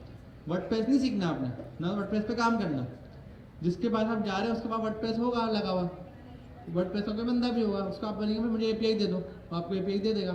तो जिस तरीके से आप क्लास में सैनिटी की एपीआई लगा रहे हैं उसी तरीके से वर्डप्रेस की एपीआई लगेगी, बस थोड़े से पैरामीटर चेंज होगी, थोड़ा बहुत फर्क होगा, और आप अपने नेक्स्ट.जेएस को पर ही वो एपीआई इंटीग्रेट करके लगाकर एक फ्रंट एंड रेडी कर दोगे, जो पहले वाले से बहुत फास्ट होगा। अब उसकी वेबसाइट वर्डप्रेस से नेक्स्ट.जेएस में माइग्रेट भी हो गई, और जब उसका डोमेन है बिजनेस का वहीं का वहीं है, चेंज भी नहीं करा, कितने कम टाइम में हो गए, विदिन अ मंथ कर दोगे आप लोग, है ना, ऐसा ही है। तो ये एक तरीका हुआ। अब दूसरी प्रोबेबिलिटी आप कह रहे हैं वर्डप्रेस पे नहीं है उसकी, वर्डप्रेस ने एपीआई दिया आपको, आपने लगा दी, तरीका समझ में आ गया। वर्डप्रेस नहीं सीखना है, नेक्स्ट.जेएस पे काम करना है। वर्डप्रेस का बंदा उनके पास होगा जो एपीआई आपको देगा, कुछ मसला आएंगे तो बता देगा इसका ये, बाकी आपने करना है। दूसरा लाते हैं वर्डप्रेस के अलावा किसको होगी, वूकॉमर्स को होगी, जो वर्डप्रेस को बड़ी प्लगइन लगा होता है। वूकॉमर्स भी एपीआई देता है आपको, वो एपीआई आप यूज़ करेंगे, जैसे वर्डप्रेस पे यूज़ करिए, जैसे शॉपिफाई पे यूज़ करिए, जैसे सैनिटी पे आप यूज़ कर रहे हैं। उसके बाद वैसे सैनिटी तो लोकल इंटीग्रेट हो रहा है, लेकिन एक कॉन्सेप्ट बता रहा हूँ कि एपीआई आप अपने पास लगा रहे हैं। अब इसके बाद आएगा आप कह रहे हैं वूकॉमर्स भी नहीं है, वर्डप्रेस भी नहीं है, शॉपिफाई। अगर शॉपिफाई में का तो और आसान है, किसी के पास पहले से शॉपिफाई चल रहा हो उसका तो और आसान है, आपने बस फ्रंट एंड शॉपिफाई का रिमूव करना और अपना फ्रंट एंड लगा देना। एट अ टाइम दोनों भी चल सकते हैं, जब तक आपका मेच्योर हो जाए, जब तक आप अपने ले आए फिर उसको हटा दें। आप कह रहे हैं ना शॉपिफाई है, ना वर्डप्रेस है, ना वूकॉमर्स है, तो आपके उनका मजिंटो होगा, मजिंटो भी एपीआई देता है। मजिंटो एक बहुत बड़ा ई कॉमर्स का प्लेटफॉर्म है जिसको बनती है, जो ऑलरेडी बनी हुई मिलेंगी आप, वो भी एपीआई देता है, आप फ्रंट एंड पे लगा दीजिए। आप कहेंगे उनके पास सेल्फफोर्स लगा हुआ है, सेल्फफोर्स भी एपीआई देता है। तो सारे ऑप्शन है, सेल्फफोर्स है, मजिंटो है, वूकॉमर्स है, वर्डप्रेस है, शॉपिफाई है, पांचों में से कोई भी हो, या कोई सीएमएस लगा हो, आप नेक्स्ट.जेएस लगा सकते हैं। तो उसका मतलब बैक एंड पे फोकस नहीं करना है, अभी फ्रंट एंड पे करना है। फ्रंट एंड पे क्या चीज़ होती है, फ्रंट एंड पे होता है यूजर एक्सपीरियंस, तभी एक्सपीरियंस पे फोकस करना है। बैक एंड पे क्या चीज़ होती है, बैक एंड पे होता है बिजनेस डोमेन, तो अभी हमें बिजनेस डोमेन पे फोकस नहीं करना, हमें एक्सपीरियंस पे फोकस करना है, ठीक है। लेकिन सिर्फ वो लोग जो शॉपिफाई पे स्केच से बनाएंगे उनको थोड़ा बहुत देखना पड़ेगा, लेकिन वो आसान है। तो इस तरीके से आप मार्केट में जाकर अपना ये ई कॉमर्स का प्लेटफॉर्म बेचेंगे, सेल करेंगे। जॉब के लिए मैं किसी को रिकमेंड नहीं करूँगा, क्योंकि इतनी मेहनत जब आपको ऊपर करी जा रही है तो फिर जॉब का क्या फ़ायदा। अगर जॉब ही करवानी होती तो क्यों इतनी मेहनत करें, वो तो कम मेहनत से भी हो जाती है। तो जॉब के लिए मैं किसी को रिकमेंड नहीं करता, ना शारीफाई करता। हम आपको रिकमेंड करेंगे बिजनेस के लिए। आपको दो तरीके, या तो अपनी प्रोडक्ट पे करें या किसी और की प्रोडक्ट को फ्री में बना के दे दें, लेकिन अपना काम बेचने वाला सीखें कि मेरा अपना काम बेचना कैसे। तरीके बहुत है, ठीक है। रेज्यूमे बिल्डर मैंने बताया आपको, जिसने बेचना था उसने बिल्कुल बेचा, सही है, वो चलेगा भी। इतनी सारी जगहों पे लोग इतनी सीवियाँ बना रहे हैं, वो बैठ के बना रहे होते, आज तक बना रहे हो, तो परेशान है। कितने ऐसे लोग हैं, इवन स्टूडेंट्स हैं आप लोग, मैं आपको बोलूँ सीवी बना लो, आपसे नहीं बन पाएगी, शुरू में मुश्किल होती है। तो इवन आप पढ़े आईटी रहो, सारा काम कंप्यूटर पे, आपका फिर भी नहीं बन पाएगी। तो रेज्यूमे बिल्डर प्लेटफॉर्म हर किसी की नीड है, हर किसी की, दुनिया में कोई भी है। तो इस तरीके से ना आपने प्रोडक्ट बना के ना मार्केट में सेल आउट करनी है अपने लेवल पर, जिस लेवल के आप कर सकते हैं। तो अभी ई कॉमर्स का प्रोडक्ट समझ में आ गया कैसे बेचना है। अब हैगा तो उनमें पार्टिसिपेट करना, हम कोशिश करेंगे मुश्किल से मुश्किल कंपटीशन आपको दें, ताकि आपकी बिल्ड अच्छी हो, आप अपनी मेहनत करें और लेवल पर आएँ। अब वो स्टूडेंट 14 जनवरी को प्रोबेबिलिटी है कि हमारा Q2 एंड हो जाएगा, 14 जनवरी 2025, लेकिन ये अनाउंसमेंट नहीं है, हो सकता है डेट चेंज हो जाए। उस वक्त भी देखना पड़ेगा ना क्या हालात है, लेकिन प्रोबेबिलिटी है। अब जो हमारे सारे माइलस्टोन नेक्स्ट डेज के है तो मतलब जो हमारे मुताबिक up to the mark student होगा उनको हम क्वार्टर 3 में प्रमोट करेंगे, और जो बाकी लेफ्ट ओवर स्टूडेंट बचेंगे उनकी क्लासेस चलती रहेंगी, लेकिन उनको जो अभी पढ़ाई चल रही है ना जैसे ऐसे नहीं चलेगी, फिर प्रोजेक्ट बेस्ड चलेगी। फिर सारे क्लास में आएंगे, प्रोजेक्ट बनवाएंगे, खुद भी बनाना सिखाएंगे, आप प्रोजेक्ट ऐसे बनता है, ये फिग्मा का मैंने टेम्पलेट उठाया, यहाँ से ये चीज़ निकाली, ऐसे हुई, अब आप लोग करो, ये चलेगा। 1 महीने के लिए आपको प्रोजेक्ट बनवाएंगे क्लास में, 1 महीने बाद दोबारा हम एक राउंड चलाएंगे, तो हम देखेंगे कौन कौन से स्टूडेंट हैं जो अप टू द मार्क है, हम उनको क्वार्टर 3 में प्रमोट कर देंगे। फिर हम 1 महीना देंगे, फिर 1 महीने में हम दोबारा इवैल्यूएट करेंगे कि स्टूडेंट में क्या प्रॉब्लम है, क्यों नहीं कर पाया, पता लगा भाई ये प्रॉब्लम आ रही है, स्टूडेंट से ये चीज़ नहीं हो पा रही। फिर वो चीज़ प्रोजेक्ट बेस पर, मतलब ऐसी क्लास नहीं पढ़ाएंगे जैसे अभी पढ़ा रहे, तरीका चेंज हो जाएगा, प्रोजेक्ट वाली क्लासेस होंगी, उसमें प्रोजेक्ट बनाते होंगे, सही है। फिर हम दोबारा से करवाएंगे एक साइकिल, इस तरह हर महीने एक साइकिल चलता जाएगा, स्टूडेंट प्रमोट होते जाएंगे, हर महीने एक साइकिल चलेगा, स्टूडेंट प्रमोट होंगे। तो आप क्वार्टर 3 में जब पहुँचेंगे जब आपकी प्रोग्रेस होगी, सही है, और प्रोग्रेस आपकी होना ज़रूरी है, वरना फ़ायदा आप ही का नुकसान है। अगर मैं आपको अभी उठा के क्वार्टर 3 में ले जाऊँ, आप ही का नुकसान है ना, अभी नहीं कर सके तो आगे और एडवांस है, आगे और एडवांस है, और जितना आप आगे जाओगे ना उतना चीज़ें एडवांस होती रहेंगी। ये फील्ड है नेवर एंडिंग फील्ड है, ये सिर्फ स्टार्ट होती है, इसका कोई एंड नहीं होता। तो आप जिस मार्केट में आ गए ना, उस मार्केट में आप अपनी आदत बना लें, पढ़ना है, काम करना है, पढ़ना है, काम करना है, और यही आदत है, यही सब है। तो हमारी ये कोशिश होगी इंशाल्लाह कि आप लोग मार्केट में जाकर बिजनेस करें, ना कि जॉब। लेकिन फिर भी अगर किसी का दिल चाह रहा है जॉब करने का, तो मैं आपको इतना बता देता हूँ, मैंने आपको दुनिया के हालात बता दिए, सही है, पूरी दुनिया में फाइनेंशियल रिसेशन चल रहा है, 100 इंटरव्यू से कम पे जॉब नहीं मिलनी, तो फिर माइंड बना लेना 100 इंटरव्यू का। लेकिन ये आपकी मर्जी है जॉब लेना, सही, आपका डिसीजन है, आपको दिल चाह रहा है मुझे जॉब लेनी, तो अच्छी बात है, सीखने को ही मिलेगा ना। लेकिन एक चीज़ याद रखिए, जब आप मार्केट में इंटरव्यू देने जाते हैं, पॉजिटिविटी बड़ी ज़रूरी है। सपोज करें आपने 1 महीना अप्लाई करा, 1 महीने बाद एक कंपनी से कॉल आई, आप वहाँ गए, आपने उनको बताया यार मैं स्टूडेंट हूँ, मैंने सिर्फ असाइनमेंट पूरी, फिर भी उसने आपसे मुश्किल सवाल पूछे, खतरनाक, सही, आपने कोशिश करके दे ये जवाब, फिर उसने आपको एक प्रोजेक्ट दिया, ये प्रोजेक्ट जाओ, मैं आपको टाइम दे रहा हूँ, बना के दिखाओ, आपने लगाया फुल जान लगा कर प्रोजेक्ट भी बनाया, फिर 1 हफ्ते बाद उसने आपको बुलाया नहीं, मना कर दी, तो यहाँ पर ना गुस्सा नहीं करना, ये मार्केट में होगा। यहाँ पर आप ये देखना है, मैं गया, मैंने कुछ सीख लिया, मुझे समझ में आ गया इंटरव्यू कैसा होता है, लोग क्या सवाल पूछते हैं, मैं अपने आप को ट्रेन कर लिया, उसने नहीं बुलाया कोई बात नहीं, लड़ाई नहीं करना, सही, पॉजिटिव रहना, दोबारा ट्राई करना। लड़ाई अगर करोगे उसकी एक रीज़न है, अगर सपोज करें मैं आपको बताऊं यार एक कंपनी में मैंने 1 महीना लगाया, उन्होंने इंटरव्यू लिया, उन्होंने प्रोजेक्ट बनवाया, सब बनवाया, रखा नहीं, इसमें नुकसान किसका है? अगर मैं आपको बताऊं, मेरा है क्या उनका है, किसकी, मैं प्रोफाइल किसकी ख़राब हो रही है? मेरी कंपनी की, मेरी अपनी हो रही है ना, क्योंकि जाहिर सी बात है कंपनी बेवकूफ़ थोड़ी है, जब उसने इतनी मेहनत करी उसको हायर करना होगा, उसने नहीं हायर करा मतलब मुझ में कोई कमी है ना, तो मैं सबको बता के अपने आप को क्या शो कर रहा हूँ, मुझे हायर करने वाला भी हायर नहीं करेगा, बोले यार इसको तो बेकार बंदा ही, इसको एक कंपनी ने 1 महीने लगा कर निकाल दिया, रखा ही नहीं, तो मैं तो बुलाता ही नहीं, मेरा टाइम बचेगा। तो उसका मतलब मार्केट में आप जाकर शोर मचाओगे ना, मेरे साथ ऐसा हुआ, मुझे इस कंपनी ने रखा नहीं, इसने ये नहीं करा, तो उसमें आप ही का नुकसान है। तो ये नहीं करना, पॉजिटिव रहना, पैशंस रखना, और दूसरी जगह ट्राई करना, तीसरी जगह ट्राई करना, लेकिन ये नहीं करना लिंक्डइन पे आकर शोर मचाना शुरू कर दे, कंपनी ने मेरा टाइम वेस्ट करा। ऐसा भी हो सकता है कंपनी 1 महीना रखे उसके बाद निकाल दे, तो भाई आप में कमी होगी, बेवकूफ़ तो नहीं है ना कंपनी। कुछ कंपनी गलत भी होती है, वो तो आपको खुद ही समझ में आ जाएगा गलत सही क्या है मार्केट में जाकर, लेकिन ये चीज़ें होंगी, कॉमन है। मार्केट में ऐसा भी होता है, आप किसी का काम करते हो, वो आपको पैसे दिए बगैर भाग जाता है, अब क्या करें, अब आप अगर उससे लड़ने चलेगा तो काम कैसे करोगे, छोड़ना पड़ेगा, भाई भूल जाओ, आगे बढ़ो। तो आप लोगों को बहुत सारे चैलेंजेस मिलने वाला है, लेकिन आपने चैलेंजेस एक्सेप्ट करने हैं। तो हम यहाँ जो आपको बड़े बड़े चैलेंजेस दे रहे हैं ना, ये कुछ भी नहीं है, ये सिर्फ स्टार्ट है, आप इसको एक्सेप्ट करें। और अभी भी कोई पीछे रह गया, वो रिपीट में कहीं ना कहीं से क्वार्टर 3 में आ जाएगा। तो ऑल द बेस्ट क्लास। और कुछ ऐड करना है सर? अभी सर तारीख के असाइनमेंट को तो आपको नहीं छोड़ेंगे भाई, वो हमें पहले का पता है, तू पहले उसकी तस्वीर बना। अच्छा, एक चीज़ और है, देखिए मेरे पास तो सारा डेटा होता है, मैं चीज़ें देख भी रहा होता हूँ, समझ भी रहा होता हूँ। आप लोगों को जो इस कंटेंट पढ़ाया जा रहा है ना, ये यहाँ पर मैं बैठा हूँ, कितने स्टूडेंट होंगे, जितने भी हैं, सही है, मुझे आप बाय फेस आके बता दें, पाकिस्तान की कराची की मार्केट में जाए, किसी भी इंस्टीट्यूट में जाए, सही है, बहुत अच्छे हमारे दोस्त हैं, बहुत सारे लोग हैं, लेकिन अगर इस लेवल की कोई मेहनत आपको ऊपर कर रहा है ना, मतलब किसी और पे कर रहा है, मतलब आप तो नहीं है, किसी इंस्टीट्यूट में आप आके मुझे बता दें, मैं आपको डेटा देना कोई नहीं कर रहा, तो आप लोगों को पढ़ना बहुत एक्स्ट्रा ऑर्डिनरी एफर्ट्स करी जा रही है, बहुत एक्स्ट्रा ऑर्डिनरी एफर्ट्स करी जा रही है, मतलब एक लेवल से भी आगे की लेवल की, और मार्केट में कोई नहीं करता ये, सही है। इसकी एक रीज़न सुनिए, उसकी एक रीज़न है कि एक जो ना कराची अगर बदलना है ना, अभी फिलहाल मैं कराची की बात कर रहा हूँ, तो आप ही लोग बदल सकते हैं, इंडिविजुअल के लिए तो पॉसिबल नहीं है। और फिर भी अगर किसी को लगता है कि उसके साथ नाइंसाफ़ी हो रही है, क्लास में बैठ रहा है, सर स्लो पढ़ा रहे हैं, मैं तो पढ़ के आया हूँ, किसी को लगे नहीं मैं तो पढ़ के नहीं आया हुआ, सर फास्ट पढ़ा रहे हैं, दोनों फीडबैक आते हैं हमारे पास। लेकिन फिर भी ये समझ लें कि आपका टीचर जो यहाँ पर बैठा हुआ है, उसकी इंटेंशन ये हो नहीं सकती, पॉसिबल नहीं है उसका ये इंटेंशन, मतलब उसकी नीयत ये हो कि मैं स्टूडेंट को तरक्की नहीं करना चाहता, पॉसिबल है टीचर की?